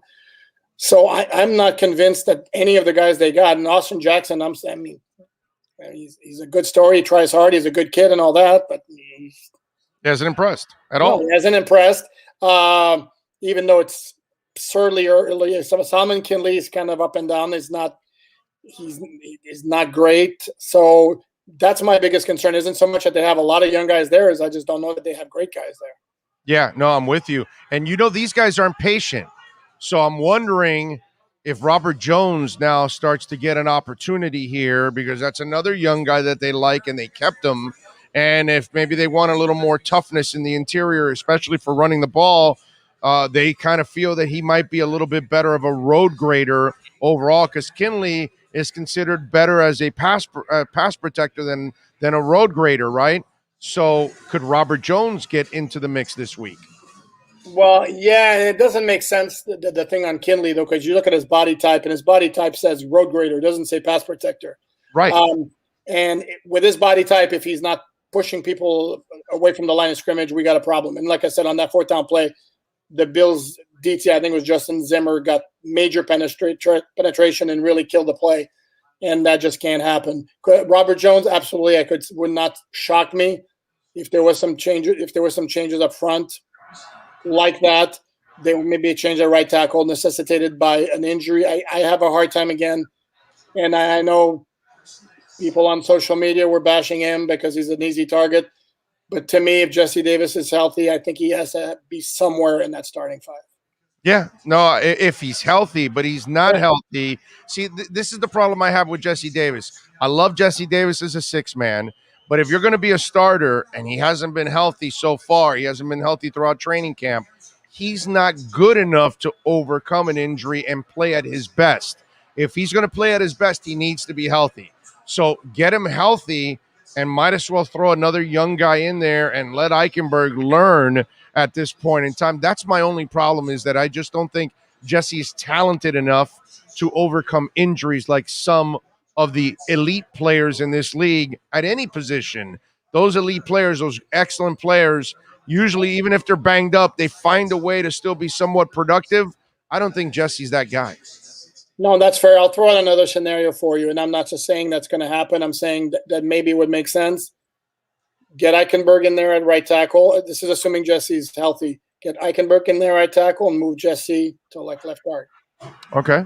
Okay. Because he's got experience at guard, and right. maybe his lack of athleticism where he can get beat with a speed move, which is what happened on the play where Tua got hurt, you kind of like alleviate that a little bit by putting him inside. Now, I wanted to kind of walk some people off the ledge here. The offensive line for Miami has 14 years of experience, and that's adding that all these four guys now are adding their second year, and it just started. You look over to the Bills, and by the way, Jesse Davis has 5 of those 14 years. Mm-hmm. You look over to the Bills, they have 29 years of experience, and that's where you kind of got to check yourself before you wreck yourself a little bit. I get it. They look bad, but the problem is most young linemen can make mistakes, but they also have the luxury of being next to a veteran that helps them out a little bit and makes them look better. This is one young guy next to another young guy, next to another young guy, next to another young guy, and that just becomes really, really difficult because they're all learning and they have nobody to turn to right now. And that's where I think we got to – I get it. I know that they've been disappointing, but I'm not ready to give up on these guys and say, okay, none of them are going to make it. No, but I think it's fair to be concerned about the offensive line having the ability to wreck what could be a good season because they do have a very good defense. Even though there's been some leaks that have sprung in the first 2 weeks, it is overall a very good defense with a great secondary, and it's definitely clearly a playoff caliber defense. And right now, the offense isn't even close to that, and the biggest reason is the offensive line. So I get the concern. No, it's too early to say it's a washout. Forget it. Start thinking about 2022. But very hard for me to sit here and tell anybody you have nothing to worry about. Have you checked out if Lee Steinberg has already said what's wrong with Tua? Because I'm counting on Lee Steinberg to open his mouth and kind of tell us here, because the Dolphins are going to tell us day to day and all this good stuff. Have you heard anything? Do you know anything? What do we know? What we know is Tom Pelissero from an NFL network who's very plugged in said or tweeted, I should say, that x-rays on the ribs were negative. He'll have an MRI tomorrow to see exactly what's going on. And then Brian Flores in his after the game press conference said there'll be more tests run. So that's where it stands right now. And he also let it slip a little bit. Like, I'm hopeful that we could get Tua back next week in a way, which that was kind of when he let that go. I was like, whoa, I was a little surprised that he kind of threw that out there. Normally he's so cautious about everything that he says. When he said that, I kind of felt a little hopeful that maybe Tua can come back next week. And, listen, in the end, I know that you have way more concerns about Tua than I do. My main concern has always been durability with him. That's always been my problem with him. I think he can play in this league. I'm convinced he has the talent to play in this league. He just needs the experience and the maturation process to all of this overall. But is that is that one of the things you're concerned about, is durability now with this rearing its ugly head in his 11th game? Well, no question. And let's face it, he's just not very big. And for the record, I think I know he can play in this league. My concern is whether he can become elite. And I haven't seen the signs yet. I'm not on that bandwagon yet. And durability is always going to be an issue. And this goes beyond just the fact that the injury history he carries with him from Alabama. He's just not big. Right. And then you saw the hit that he took. Ooh. It's a good shot. I mean, he landed on him, bro. He just he didn't put his weight on him. He kind of like hit him with the side. And like, I hate to do that comparison because the other guy's an outlier in the other direction, but Ben Roethlisberger takes that hit and he gets up and probably smiles at the guy saying, that's all you got. Right. Obviously there's a big spectrum, but Tua is at one end of the spectrum where those kinds of hit are a lot more dangerous for him than they would be for a bigger quarterback. So there's no question durability will always be a concern with him. How concerned are you that this rolls over into other games, this kind of play? Are we talking about from a health standpoint? No. I'm talking about the team overall. Today was a shit day. So how much do you expect this to roll over into next week? Because if you listen to the Twitter world and a lot of the Dolphins, they think it's the end of the world now. That's it. The team is done. And just to kind of throw this out there, they were 0-2 last year, and they went 10-4 after that. In year one, they went 0-7 and lost by a combined score of 238-77, and then bounced back to go 5-4. You know, his teams have been resilient. Correct. How resilient do you expect him to be after this game? Well, the biggest source of comfort is the track record with Brian Flores. If I'm looking under a microscope with this 2021 Dolphins team, if we're being honest with ourselves, they probably should be 0-2. And they have not looked particularly impressive. And if you were to gauge them right now as a team to suggest this is a team that absolutely is going to be in the playoffs, I don't think anybody would buy that. So, yeah, there's absolutely cause for concern. And then you're looking at 3 straight games coming up that are kind of tricky because Vegas, as we mentioned, is pretty good this year. Then they got Indy at home, and I understand Indy's 0-2, but Indy's not an easy game. And then they got at Tampa Bay, which obviously we don't need to mention. So, yeah, no, there's concern that the level of play of this team is going to have to pick up dramatically and pretty soon for this season not to go south very quickly. Follow him on Twitter at PoopArtNFL. And, of course, catch his work there at Sports Illustrated. And if you're a Dolphins fan, his work is exceptional. But I love how Sports Illustrated has it set up on his page where all his stories are in one place. So if you bookmark it, all you got to do is visit it every day, and you're going to see all kinds of great content because Alan, I think, is pumping out on average 6 to 7 articles a day. I don't know. Are you in a competition with Manny Navarro? I'm just wondering because between you and Manny and Barry Jackson, all three of you can do an entire newspaper, not just sports, local, entertainment, everything. I mean, you guys are monsters, bro. You're amazing. We're trying. Well, thanks for the kind words. We're trying. No, there's a lot of stuff to write about, especially during the season. So hopefully pretty soon it'll be, nicer things to write about than dissecting an ugly loss like this. Yeah, I'm with you there, my brother. Hey, thank you for taking time. As always, Alan, hang in there, my man. Hopefully it'll get better this week and it'll be a lot easier for you to cover. Yep. It can't get much worse than today, that's for sure. You got it. There you go. The great Alan Poupart, baby. Follow him on Twitter at PoupartNFL. It is the Sportsgrill Miami Dolphins Insider Report. This has been the Sportsgrill Miami Dolphins Insider Report with Alan Poupart, exclusively on the Big O Radio Show. Make sure you subscribe to the podcast and never miss a report. Search Big O Radio Show on most platforms. Visit Sportsgrill and our sponsored locations in Miami on Bird Road and 114th and in Miami Lakes in the Ryan Oaks Plaza. If you're a Miami sports fan, then there's only one store to go to, and that's Caneswear at Miami Fanwear in Davie. They're your one-stop shop for all your inner Miami CF, Canes, Dolphins, Panthers, and Marlins merchandise. They have hats, t-shirts, game day jerseys, and so much more. Located at 2511 South University Drive in Davie, and open 24/7 online at caneswear.com or innermiamiwear.com. Call them at 954-835-5597. Caneswear, the spot where inner Miami and all Miami sports fans shop. This is the Big O Show. There's many ways to support our program, from subscribing and liking the show to visiting our terrific sponsors. Another way is using Cash App. If you would like to donate to the show and help us grow, download Cash App and search Cash Big O Show. That's Cash Big O Show. We appreciate your support as we continue to build the best sports show on the planet for South Florida sports fans. Support the Big O Show by using Cash App and donate to Cash Big O Show. Thank you for your incredibly loyal support. This is the Big O Show. There's no need to drive around South Florida wasting valuable time looking for a new or certified pre-owned Acura. Go to the #1 volume sales dealership in the Southeast United States. Craig Zinn's Acura of Pembroke Pines. Purchase with pace and space in a dealership tailored to your needs. From home buying to providing that personal touch. Contact the 2020 Satisfaction Award winner Craig Zinn's Acura of Pembroke Pines. 888-776-5123. That's 888-776-5123. Or visit them at 15601 Pines Boulevard in Pembroke Pines.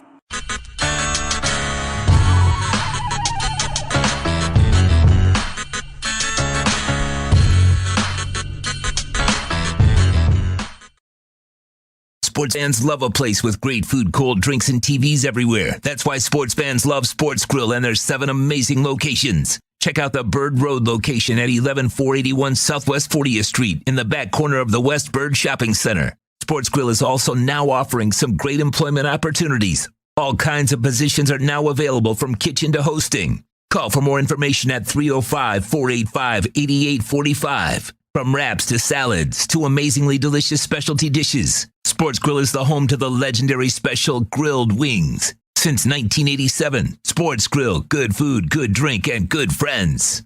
This is the Big O Show.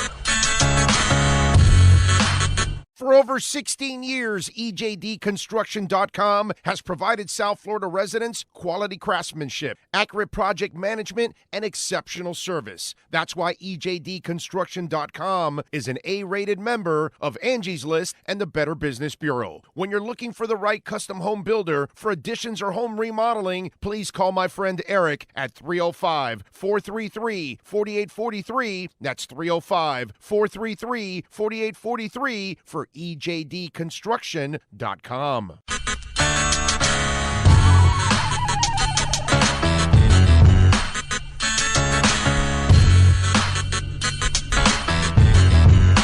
This is the Big O Show. This is the Big O Show. Appreciate all of you out there. Thank you so much, man. And thank you all for coming by. Ohio John just came in the house. We see him all the time there on the show, so appreciate him coming by and taking care of us. Ramon Martinez, thank you, sir. Joshua Velasquez, thank you, sir. On Cash App, I appreciate you in a big-time way. Let me see on Venmo. What do we got going on? Let me see. Thank you all out there. Appreciate it. Remember, you can reach out to us many ways. You know what? I haven't gotten to the text line. That is not good on my part. I promised you guys I would get to the text line, 855-912-1056. That's 855-912-1056 if you want to get in on the text line. Holy crap, there's a bunch of them.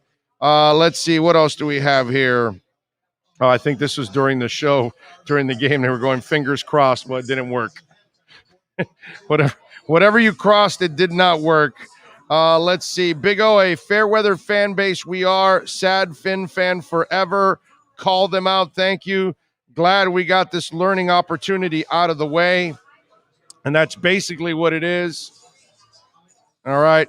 Gosh, you be good. Alexa, be good. See you guys later. Thank you, thank you, thank you. Let's see, what else do we have here? The Dolphins played today as if the mafia threatened every player's family today. Disgusting. Sometimes you have crappy games, man. You know, it's just one of those deals. Who did the Saints wallop? Oh, Green Bay. Green Bay, they lost 38-3, man.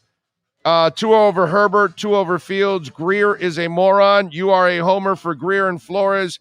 Those two clowns have no business running the Dolphins. So when they went 10-0 10-6 last year, I guess they were clowns too, right? Big O, the loss sucks, but there's a lot of football left to play. That's what Greg says. Craig, thank you, sir. Appreciate you reaching out. I agree with you, Big O. Offensive line is not good right now. No, it's terrible right now. Said it does not look like he's capable of doing it, and they're stupid if they go out and try to get a quarterback from Houston. We need to stay the course and ride it out. Every team is going to have a bad game.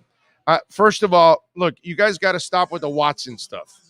They're not trading for Watson at this point in time. It's just not going to happen. So forget the Watson stuff. The guy still has legal issues to overcome. So that's, and after one game, look, if Tua was out for the year, then yeah, if the legal issues take care of themselves by the trading deadline, which doesn't look like it's going to happen anyway, he's not coming here. So I could see if it was a whole year thing. Chris Greer has got to go. Bad drafts. Where is Noah Igbenogany? First round pick can't even suit up. And suit up for what? Now, you passed on Jonathan Taylor. I got to say something. I wasn't a big Jonathan Taylor guy because of all the injury history in college. That's my Jonathan had a lot of injuries. I know he's a heck of a player, but I would be worried about that. Big O, sorry, but Tua is toast. It's time we know who decides to take Tua over Herbert. Never was sold on Tua because he's too small and fragile to play in the NFL. 2 sacks and out, not good. Okay. Plenty of you already giving up on everybody. Oh, we need a QB. I noticed that there's a lot of penalty calls goes in favor of the QB. That changes the way defenses play. I feel like with an elite QB, it will hide a lot of deficiencies. I feel we have no starting QB on our roster. Well, besides Tua, yes, I would say there is no starting QB on the roster. Big O, Jesse Davis went out with a knee injury in the second half. It appears it might be Liam by default. And Gus says Jesse Davis went out with that knee injury in the second half. Yes, I got you, my man. What else do we have here? I think some of these came in during the game. If Tua's out for a while, does this increase the odds of Watson being traded to us? I would say no, because I don't think it's going to happen anytime soon. Tua, a.k.a. Hawaiian Punch, ain't the guy. Chris Greer, wet the bed. Pick the phone up and call Houston and bring Deshaun Watson, NFL elite. And you guys just don't really get it sometimes. You're not going to be able to trade for the guy right now. Begging for money on Cash Apps now. There we go. Yes, sir. That's us. We're begging. We're begging, sir. Appreciate you chiming in. I love the negative, folks. Tua, a game manager also. Thank you, sir. You are correct. He is a game manager. He's short. He's lefty. He'll be terrible forever. He's done.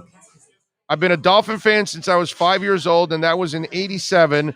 I'm used to the ups and downs. I know there's a light at the end of the tunnel. I trust flow process in this.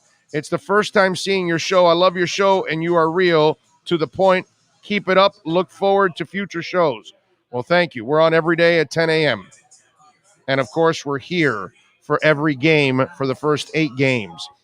John in Stewart says, we are a very bad game. I believe we will make a great comeback next week.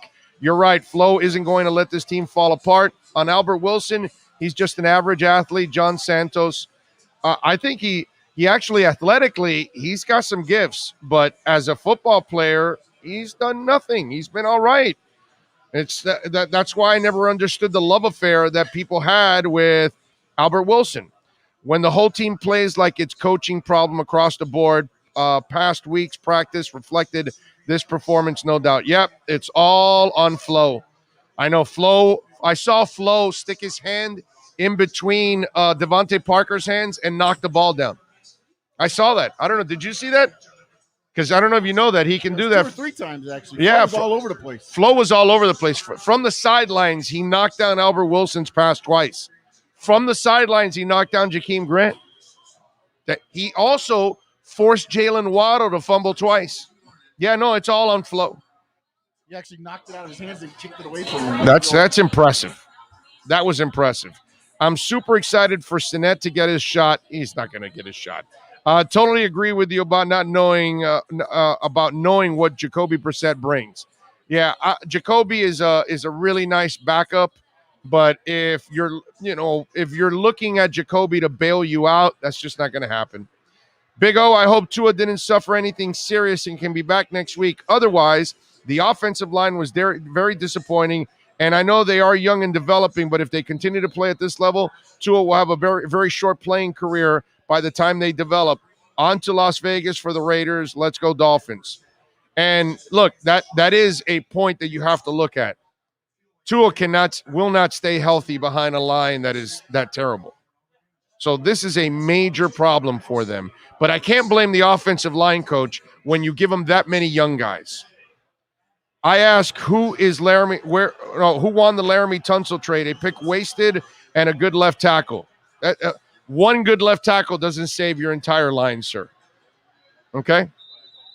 And they still have picks coming next year from that trade. Again, every team has O-line issues.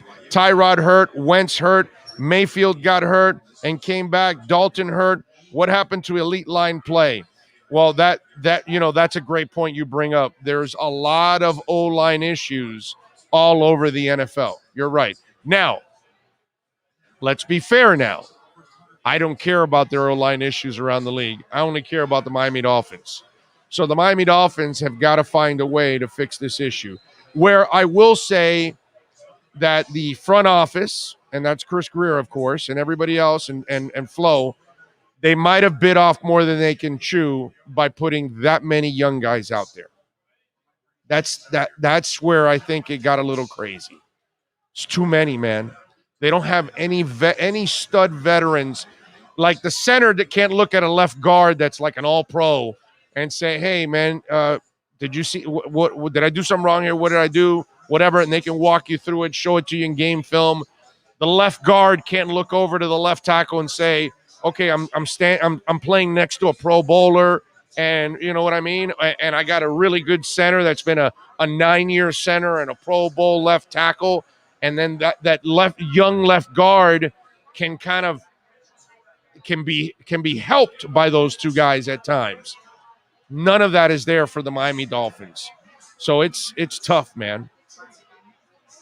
Let's see. Our 3 last games was trash on offense, 2 blowouts, and had to save us last week.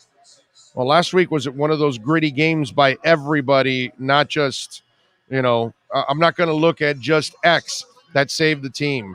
Damn, Big O, we need a roster full of QBs waiting for this O-line to develop. That's the point I can't argue. You're going to get your quarterback killed if you keep playing like this. Total typical collapse of the team. There we go. Total typical Dolphins, not trying to be negative, but come on. You're not trying to be negative. Typical Dolphins lay an egg when it counts, but you're not trying to be negative. Talk about a wake up. But you're not trying to be negative. Not at all. Shula is rolling in his grave. Well, Shula already saw everything he built when everything was, everything that he built got destroyed. These guys are now the only hope you have now for trying to rebuild this thing. So those are some of the texts that came in. Phil Montgomery, thank you, sir. A little bit on the super chat. Let's see. Begging by some unappreciative ass that you entertain for 20 plus hours a week. Keep up the strong content, brother. Thank you, Phil. I appreciate you, my man. Thank you all out there for your incredible support as always, man. It doesn't bother me whatsoever, man. This is part of the world. People have what's those fan pages called that people subscribe to? OnlyFans, all that kind of stuff. So, it's all good. It is what it is, and this is how we it's a mixture of everything. It's fans, it's sponsors, you know what I mean? It's YouTube. This is the way that you have to try to generate revenue in all kinds of ways, and we appreciate all of you, because by hitting the like button, by smashing that like button, you have no idea what you'll do for us. It is awesome. It gets it more onto the algorithm, and more Dolph fans will find us. So every time you hit that smash button, you are helping the show out in a big time way. Every time you visit one of our sponsors, you're helping us out in a big time way. I mean, there's so many ways to help us. And of course, Cash App and Venmo at Cash Big O Show is the other way that you can help us. WNC Brian says, love the show, Big O. You are great therapy after watching a team that looked like Cam Cameron was coaching us. When was the last time we threw a bomb for a TD? It sucks to see other teams do it. No, I'm with you, man. I'm with you. Now, your quarterback has to have the time in order to throw that bomb. And that's where, and Agba got close. I know he got a sack today, but they've got to get past close. Jalen Phillips has got to get there. I was hoping that, Van Ginkel also would make a big play in this game. Agba, like we told you, has got to be a he wants that big contract. This is part of that right there. And I know and if you watch the game, Agba was playing hard, man, on every down. And there were many times where he was right there and they've got to do better than that, man.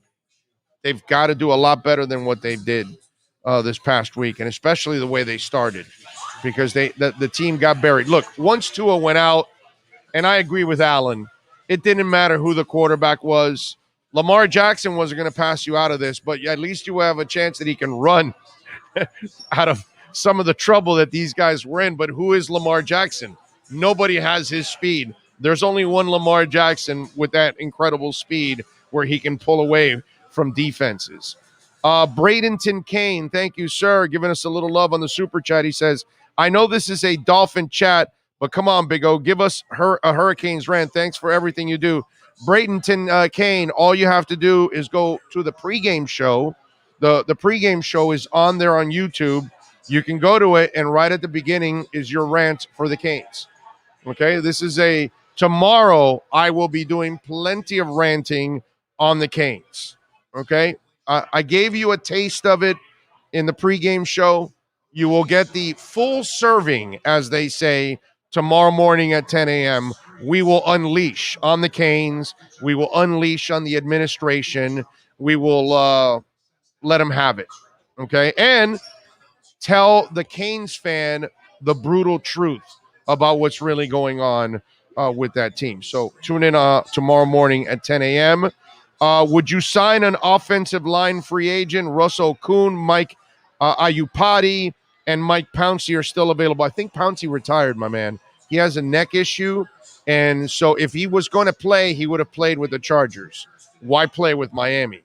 You know what I'm saying? So forget about Pouncey. You bring up an excellent point. You bring up now, if you do that, then you are giving up on the development of one player or two or whatever. I can't argue with that. The way they're playing, you have to try to save your quarterbacks. And you know the Raiders are going to look at this and every other team after that, and they're going to look that New England was able to harass the quarterback and Buffalo was all over the quarterback. So they're going to look at that situation. And I can't tell you you're crazy on this, that it makes no sense. But it would indicate that you're giving up on these young guys already. And I don't think they're ready to do that. I think they're going to I saw it in 2019. They kept coaching young guys up. I think they'll continue to do that here. Now, they may bring in Robert Jones. They may mix things up a little bit. They may put Eichenberg at right tackle. They may, like Alan said, if Jesse's healthy enough, maybe they put him at left guard. You never know. But you bring up an interesting point that if they want to find one veteran lineman to bring in to maybe replace a guy and add some kind of, leadership on there and experience, I can see that happening. That wouldn't be the worst move in the world. You got plenty of receivers. You can cut one for a spot, right? So that could be an option. You never know. I don't think it'll be Pouncey. That's the one thing I will tell you. Sage McKinley says, Big O, hope Tua gets better by next week. Let's give Bills back a loss on their turf in week 8. Would be nice, my man. Paul Curry says, Wilson and Grant need to be cut, bringing up Merritt and Mac Hollins. Dolphins going into the season with all young guys on the O-line was not smart. Very hard to win that way and play Sinet. Well, the only thing I would disagree with you is you don't cut one of the 3 best returners in the NFL in Jakeem Grant. Here's where I would challenge the coaches. Don't play Jakeem Grant at wide receiver. You have 7 receivers. Why the hell did you play Jakeem Grant? Why not play Mac Hollins? There, I'm with you on that. But I'm not cutting one of the best returners in the NFL. That's ridiculous. Just because you don't want him at wide receiver? No. What the team had to do is not play him at wide receiver. That's where they screwed up. That was the dumb move of the day. Today from the coaching. I don't take a lot of shots at Flo. That was the dumb move of the day by the offensive coordinators. You had no business playing Jakeem Grant. He doesn't give you an advantage as a wide receiver. He gives you all the advantage as a returner. And that's where he needs to stay, like many others in the history of the game. No reason to play him at all. That I don't blame Jakeem for that. I blame the coaches for that one. That was a bad move on their part. And they need to never use him again at wide receiver. That's something that's been proven over and over and over again now. That he's unreliable as a wide receiver. So I blame the coaches on that one. That was a terrible move on their part. Herbert just threw a completion across the field in the sidelines that traveled 64 yards and was tipped by the DB and still completed. Tua couldn't even dream about making a throw like that. Yeah. And he's losing, right? 14-11? Okay. Yeah. And he just threw a pass late across the middle of the field, too. So, I mean, talk to me when he's winning games, okay? When he's winning games and big games, talk to me on that. Then we'll have some fun with it. Big O, shouldn't we draft a QB every year other than the year in the? Yeah, I don't have a problem with that. I've told you guys that. Now, maybe next year, if it all depends on how this kid finishes this year. If he has any more injuries, then you go. If not, maybe you wait another year. But I don't mind taking QBs often. I agree with you on that. Gio says, Big O, love the show. Silver lining is you can see what Tua is playing with. If Tua lost today by 35, then the Tua haters would be on fire. Yeah. It didn't matter who was quarterback back there today, man. Behind that line, you were going to get assassinated. That was just the case, you know? That's what was going to end up happening, is that you were going to get toast no matter what.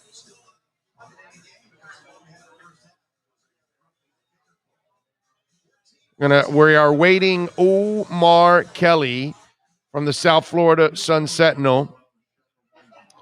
And hopefully we will get him any minute now. Hopefully he is done with his work. We'll see what is going on with Omar. See if we can reach out to Omar and see what's the latest on Omar. Let's see. So with Herbert, it's all on him. It's all on him and the team, right? He's got really good receivers. He's got a good offensive line. He's got a really good defense overall. He's got a much better offense right now. I mean, those are the facts. Can't do anything about that. You know what I mean? But having said all that, go look at quality wins last year and this year. I already did this with you guys. All right, you can go back and check out that segment as it is, right? Even last year, Tua had better wins than he did. He didn't beat any quality teams last year. I'm just telling you the facts. He has a better team and a better offense, and he didn't beat better teams last year than Tua did with a lesser team and a lesser offense. I'm just telling you the facts. That's all. The Arizona win alone, which Tua played a hell of a game, that's better than any of the wins that he had last year. Go look at the 6 wins, 7 wins, whatever they had. They're all crappy teams. Every one of them. I'm just telling you the facts. If you want to hide behind just the skill set, can't argue with that. I'm just telling you the facts. All right, we got Omar ready? All right, let's talk to Omar Kelly and the EJDconstruction.com Miami Dolphins report. The Big O Radio Show is home for the hardcore Dolphins fan. That's why we give you Omar Kelly twice a week. Buckle up. It's time for the EJDconstruction.com Miami Dolphins report, exclusively on the Big O Radio Show. All right, we're ready to go. And there he is, Omar Kelly and the EJDconstruction.com Miami Dolphins report. So you're a badass. You're doing this walking and everything now? Is that the skill set you possess? I'm trying to find a good, quiet place inside the stadium that I can have these discussions and debates with you without interrupting people, interfering with people. I don't think there's going to be a debate today. There's nothing to debate today. Today it's a funeral. Today it was bad today, man. It was now. I'm not panicking or anything like. It's one game. I'm not going to go crazy about this whole thing. But how about you? Are you going crazy about this? Is this one game you think a domino effect for the season? Are you going there? No, I don't think it's a domino effect for the season. I mean, I right now have to question and concern myself a little bit about Tua's durability, which is something that I knew coming into the draft, and I was okay with it. It was a risk, but I didn't expect, to lose him at a physical hit that we've seen Tannehill take 25 times a season. It's I mean, quarterbacks are going to get hit. They're going to get free blitzers, and he's got to survive that. And we knew there was durability concerns, and I'm not backing off that. I said the durability concern. I saw the hip injury, and I said I still want him, and I'm sticking to that. But I can't have a quarterback that I lose 2 times a season because he takes a physical hit, and that makes me start to worry a little bit. Yeah, no, I get you, man. I mean, I completely understand that we should be concerned about his durability. That's the only concern I have with Tua. I think he can do everything else and become that guy. But today, and this is the part that I brought up, and here's where they'll never admit it to you or anybody else, but they have to take a step back and say, we have a flaw in all of this. We put too many young linemen out there. And you've covered this enough, just like I have. Maybe 2 young linemen with 3 veterans, but 4 guys and now 5 because your boy Jesse might be out next week. It's interesting to see you reverse course and say that, hey, we got to be patient with it. No, I don't mind being patient, my brother. Yes. I have no problem with patience. But you start to look at, they can't depend on each other because there's no veteran on the line that they can look to and lean on for some experience or whatever, and that's the one part that I see. I don't mind trying to develop a bunch of young guys, but man, those young guys have no help out there, and they're kind of like left on an island by themselves out there. Yeah, you've got 4 guys who are basically in their second year starters in the NFL, and if they had any of them had success their first season, I would feel a little bit more comfortable with it. But they were all struggle city their first season. And I had issues with the Eric Flowers move, and we addressed this. To move up 14 picks in the 7th round just because you want to purge contract and make your line weaker, I don't know how that's a good idea. I really don't. Especially when you look at the player that you selected, Larnell Coleman, was probably the worst lineman in camp. Like, how is this a smart decision? Not to say that Eric Flowers is some stud. That's the problem with that too. That he didn't play great either last year too, and that while that line struggled, he was part of the struggles too at times. Yeah, I mean the line struggled, but they weren't horrendous. And I'm not saying that they're horrendous now, but they're certainly not off to a great start. The worst thing you could do is get your quarterback hurt, and my guy Jesse Davis was responsible for the play that got the quarterback crushed. But here's the thing, and as they talked about in the press conference, it's not all of their fault on all those blitzers. Cornerbacks, offensive line isn't responsible for a cornerback blitzing off the edge. It's a wide receiver running a hot route. It's a quarterback reading that play and making a quick decision, quick throw. It's a back picking up back picking up the player. It's a tight end seeing the blitzer and coming inside or being called inside by the quarterback. I'm sorry, we can say whatever we want about the offensive line, and I'm ultra critical of the offensive line every single week. But the offensive line is not responsible for a blitzing cornerback. Right. No, you're right about that. I mean, their jobs, their rules are to protect the interior and give the guy with the furthest path to the quarterback, because there's no way you can block 6. 5 can block 6. Something's got to give, and somebody didn't do their job. Yeah, well, listen, today nobody did their job. I mean, the defense opened up like crap. They ran up and down on him, and then they shut him down for the rest of that first half and gave Miami a chance. But then the offense makes every mistake possible in the book, dropping every football out there. X drops an interception. X also, by the way, gave up that touchdown where Emmanuel Sanders cut back and he slipped. He didn't stay with him, and he came back. Anything and everything that could possibly go wrong in this game. Jalen Waddle drops a punt twice, not once, twice. I mean, it was just one of those games, dude, that you don't wish upon anybody, and you certainly don't want to see your favorite team go through it, because it's hard for me to pinpoint any part. Like Flo, at least I appreciate that he took accountability for it all, because there really is no part of the game that we can say anyone excelled. They failed. talked about having a good week of practice, but there clearly was some disconnect, and I think they downplayed a lot of the Bills in the season finale. They beat your ass. Yes, they beat your ass with backups. Yeah, but that also was a depleted team too at times too. The Dolphins. Yeah. This was actually a much better team than the one that got their asses beat, and they didn't perform better. They got their asses beat again. There was some psychological in my opinion, there was some psychological damage created by what happened to you at the end of last season, and you want to play it off, and you wanted to poo-poo it and act as if it didn't matter, it didn't happen. But you came out here and you played tight. You played well. See, here's where I would disagree with you on that, because if you were right, if I think you were right on this, they would have given up after 14-0.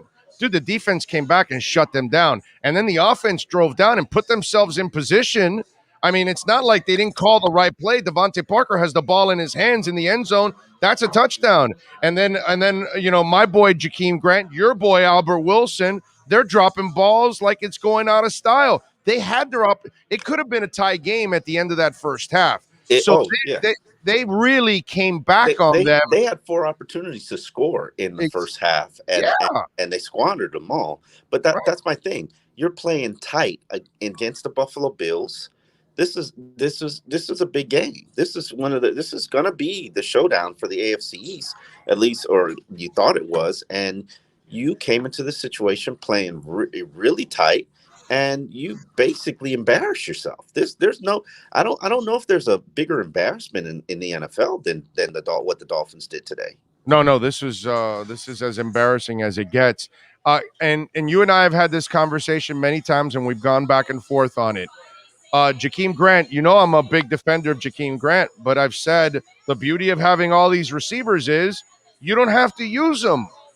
Oh, why did they use him at wide receiver, bro? Why not just keep him as a damn returner overall? He probably even hurt the ankle on that play where he ended up fumbling. That's the part I don't understand, why they ended up using him anyways at wide receiver when he's proven to you he's not reliable as a wide receiver.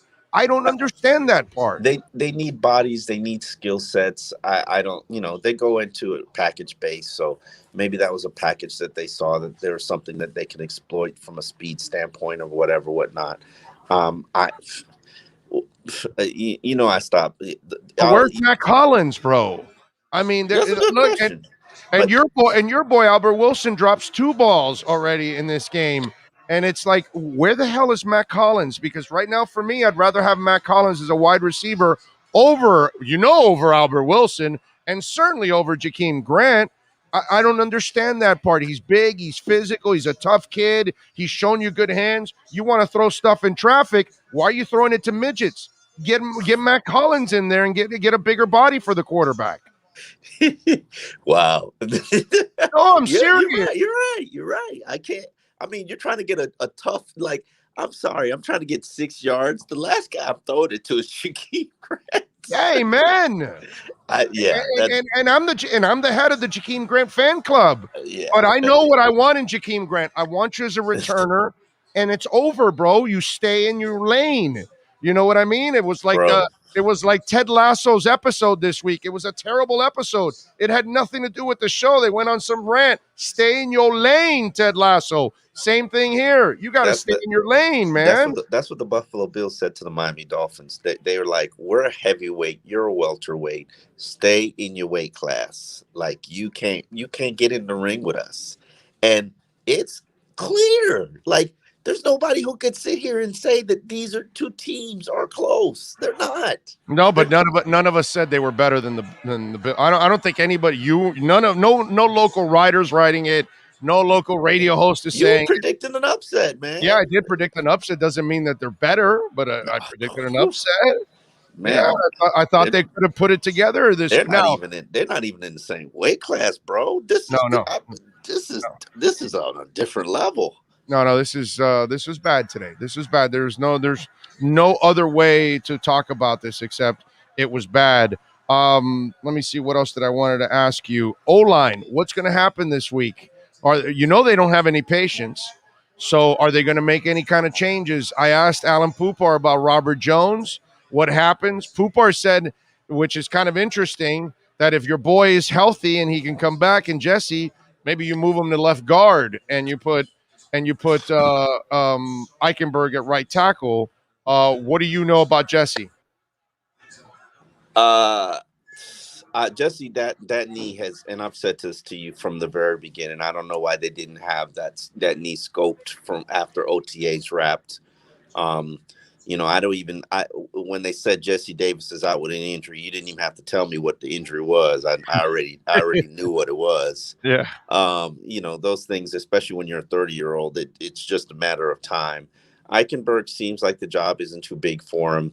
I think this is a situation where if he might lose his job based on an injury, and we might have to shelve it and get the scope, and Liam comes in here and has to, and then we've got 4 second-year starters and then Eichenberg, a rookie. I mean, it's just young, green, inexperienced. At this point, you got to start considering going out and getting a veteran like Mitch Schwartz. Signing somebody who's all out on the street, because the answer ain't here, man. The answer ain't here. It's not on this roster. And somebody brought that up. Do you go out and get a free agent now at this point in time? And now I'm glad you brought it up, because that was going to be my follow-up question. I remember maybe add a little veteran inside this line so you can kind of help these young guys and develop, man. I mean, this is a really difficult situation for young linemen. Austin Jackson's also a problem, and that's the regression. Nobody can explain that. At this point, we're at the people. I often talk about the unicorns, the 2016 line, but people don't remember that the birth of the unicorns was the release of Dallas Thomas. Okay. That the release of Dallas Thomas, Jamal Douglas, and the kid from Green Bay, Billy Turner. Remember, they all got cut early in the season, and then it woke everybody up. I'm at the point where I think something drastic has to happen here, because I'm not sure. And Robert Hunt said it best. He was like, we're young line, but we can't keep using that as an excuse. It's like it's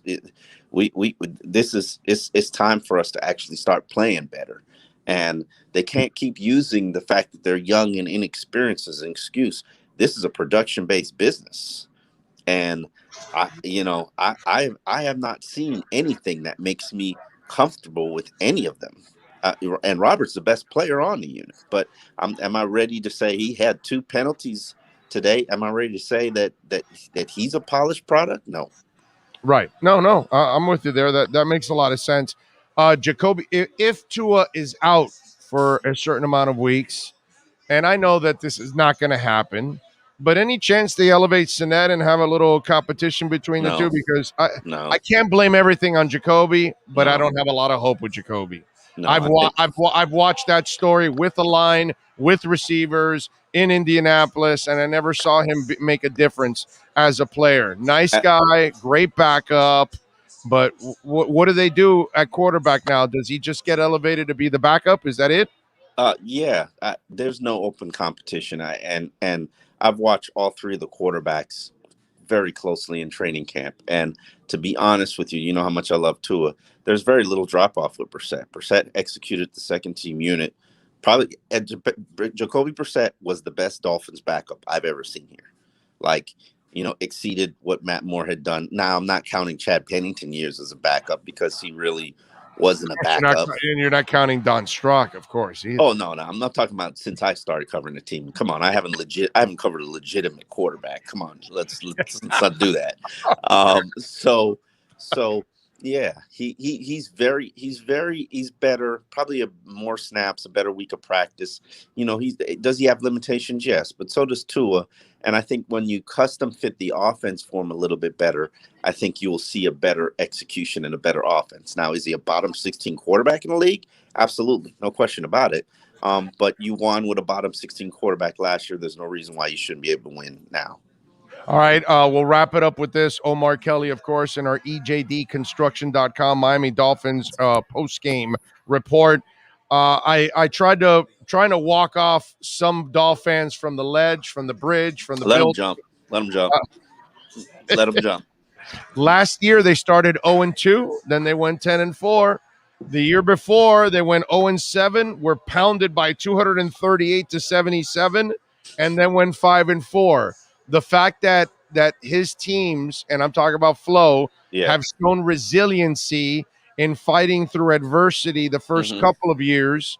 Should Dolphins be, really depressed about this, and that this is going to roll into the rest of the season? It's not going to roll into the rest of the season, but the people want to jump ship. This is Dolphin fans are suicidal. They're I got it. I'm getting it. I know. Let them. You knew what you signed up for. You're in an abusive relationship. You knew it. You knew what you signed up for. And you got beat by the creme de la creme of the AFC East. Yeah. I mean, ignore what happened to them in Pittsburgh last week. They just weren't prepared. But Buffalo's a better team. Buffalo's a good upper echelon top 5 team in this league right now. And they just showed you're not in their weight class. And you got some work to do. And the question is, are you going to do the work this season? Or are you going to pack it in and wallow in your woes? And, Tua got hurt. Okay. It's worse. It's a worst case scenario. It's a nightmare situation. But, adversity happens, and your job is to overcome it. And I think that's what Flores and his staff is pretty good at. Well, let's hope so. They got the Raiders next week, my man. It's in Vegas, right? Yes, sir. You heading to Vegas? No, man. What kind of crap is this from the Sun Sentinel, bro? Don't they know you need to hit the craps tables? I've grounded myself for my baby and my family. Okay. The irresponsible days of Omar Kelly are a thing of the past, or at least until my child is like 4. So what's it called? White Rhino, Pink Rhino. What's the name of that strip club or whatever? So no Vegas strip clubs for you, man. I can booby trap it here. I'm good. I don't need to go to. Vegas don't have what I like anyway. Come on, you know what I like, Big O. You know what I like. Well, they got some music there. They got some concerts. No. I'm talking about the type of talent. I see. You know what I like. Vegas don't have that. Okay. Vegas has got fake ones and fake ones. Right, and more fake on top of that. Yeah. Okay, that makes sense. If I'm going to take it out for a night at a strip club, irresponsibly, of course, because strip clubs got COVID too. I'm doing it right here at home. Right here at home. There you go. I can get all the natural and juicy, and I'm doing it here. 14-14, Justin Herbert just threw an interception in the end zone. All right, good stuff. Follow him on Twitter at Omar Kelly. And more importantly, folks, subscribe to the Sun Sentinel and support Omar and all the great writers that they have here locally doing a fantastic job. We will talk to you tomorrow on the EJDconstruction.com Miami Dolphins report, my friend. Have a great night. You too. There you go. The great Omar Kelly, baby. Love it. Love it. All right. By the way, Josh Tito, yes, the fans are crazy. And thank you for giving us some love on the super chat, man. That is very nice of you. Also, Sean Franklin, he says, shots fired, LOL. I have no idea what that means, but it is what it is. Thank you, sir. What else? I mean, there's over 500 people. Please smash the like button. It is incredibly important that you smash the like button. Fins for Life says nobody still says that Tua has had one of the best offensive lines in college football, and he still has 3 surgeries. So what is everybody so surprised about? Fins for Life, I don't think anybody's surprised on Tua getting hurt. Again, let's go with the people that like to make up things. Not one there is no way that a Dolphin fan or anybody in the world is surprised Tua got hurt. That's kind of been his MO. That's what he is. That's what he's been. Okay? So I haven't heard one person say, wow, I'm shocked Tua got injured. No, we're kind of like, damn it, we kind of knew that was the one thing that has plagued his career, and there he goes, another injury. And that's one thing that none of us we can't gloss over it, and we can't say, oh, no, it's flukish. Oh, it didn't happen. No, well, this is who he is, unfortunately. He is not a durable person. And it takes a durable person to survive in this league. But I have not heard one person say, oh, my God, I'm so shocked. He is so durable. He is so strong and sturdy that he broke down. I don't think anybody is thinking along those lines. The only thing Orlando was worried about with him was getting hurt. Exactly. Yes, sir. You pay attention, sir.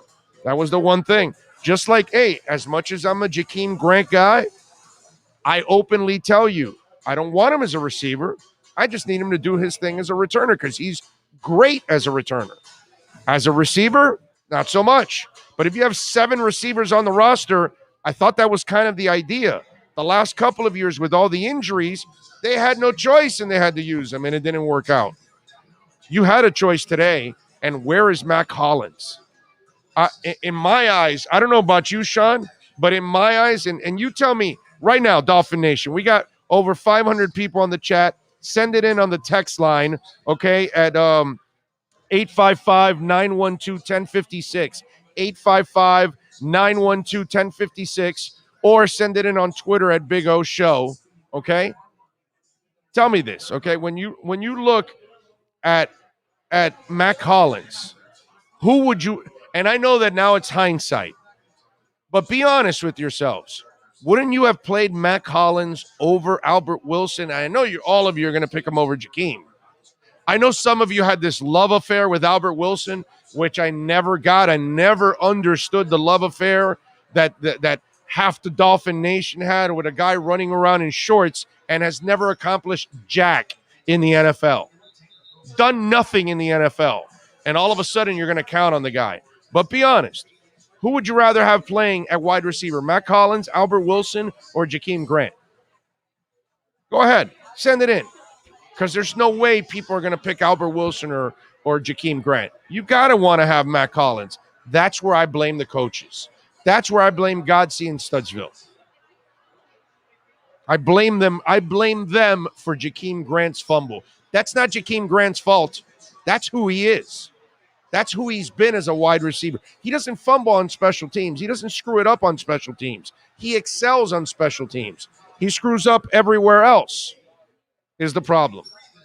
At wide receiver is where he screws up.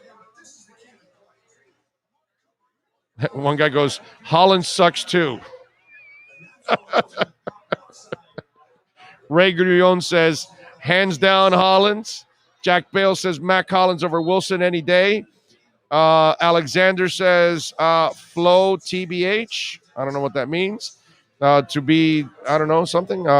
Hollins. Paul Labrick says, Albert Wilson is garbage, should have traded. And same thing with Congrat is garbage. Oh, you mean Jakeem. I guess the spell check, it came from Jakeem to Congrat, or was it Grant and Congrat? That is awesome. Hollins bailed out this preseason. He balled out this preseason, yeah, and he had the big catch against the Raiders on the sidelines. Big O for real, Watson is the answer. Hey, Antonio, for real, Watson's not available till next year. So stop with all the mental masturbation, dude. Okay? Let's stay in reality. His legal issues will not be done before the trading deadline. So it'll be next year that they talk about him, if they even talk about him. So don't waste your time now. We're in week 3 coming up. We got to worry about the games that are going to be played now and who's going to be quarterback at this point in time.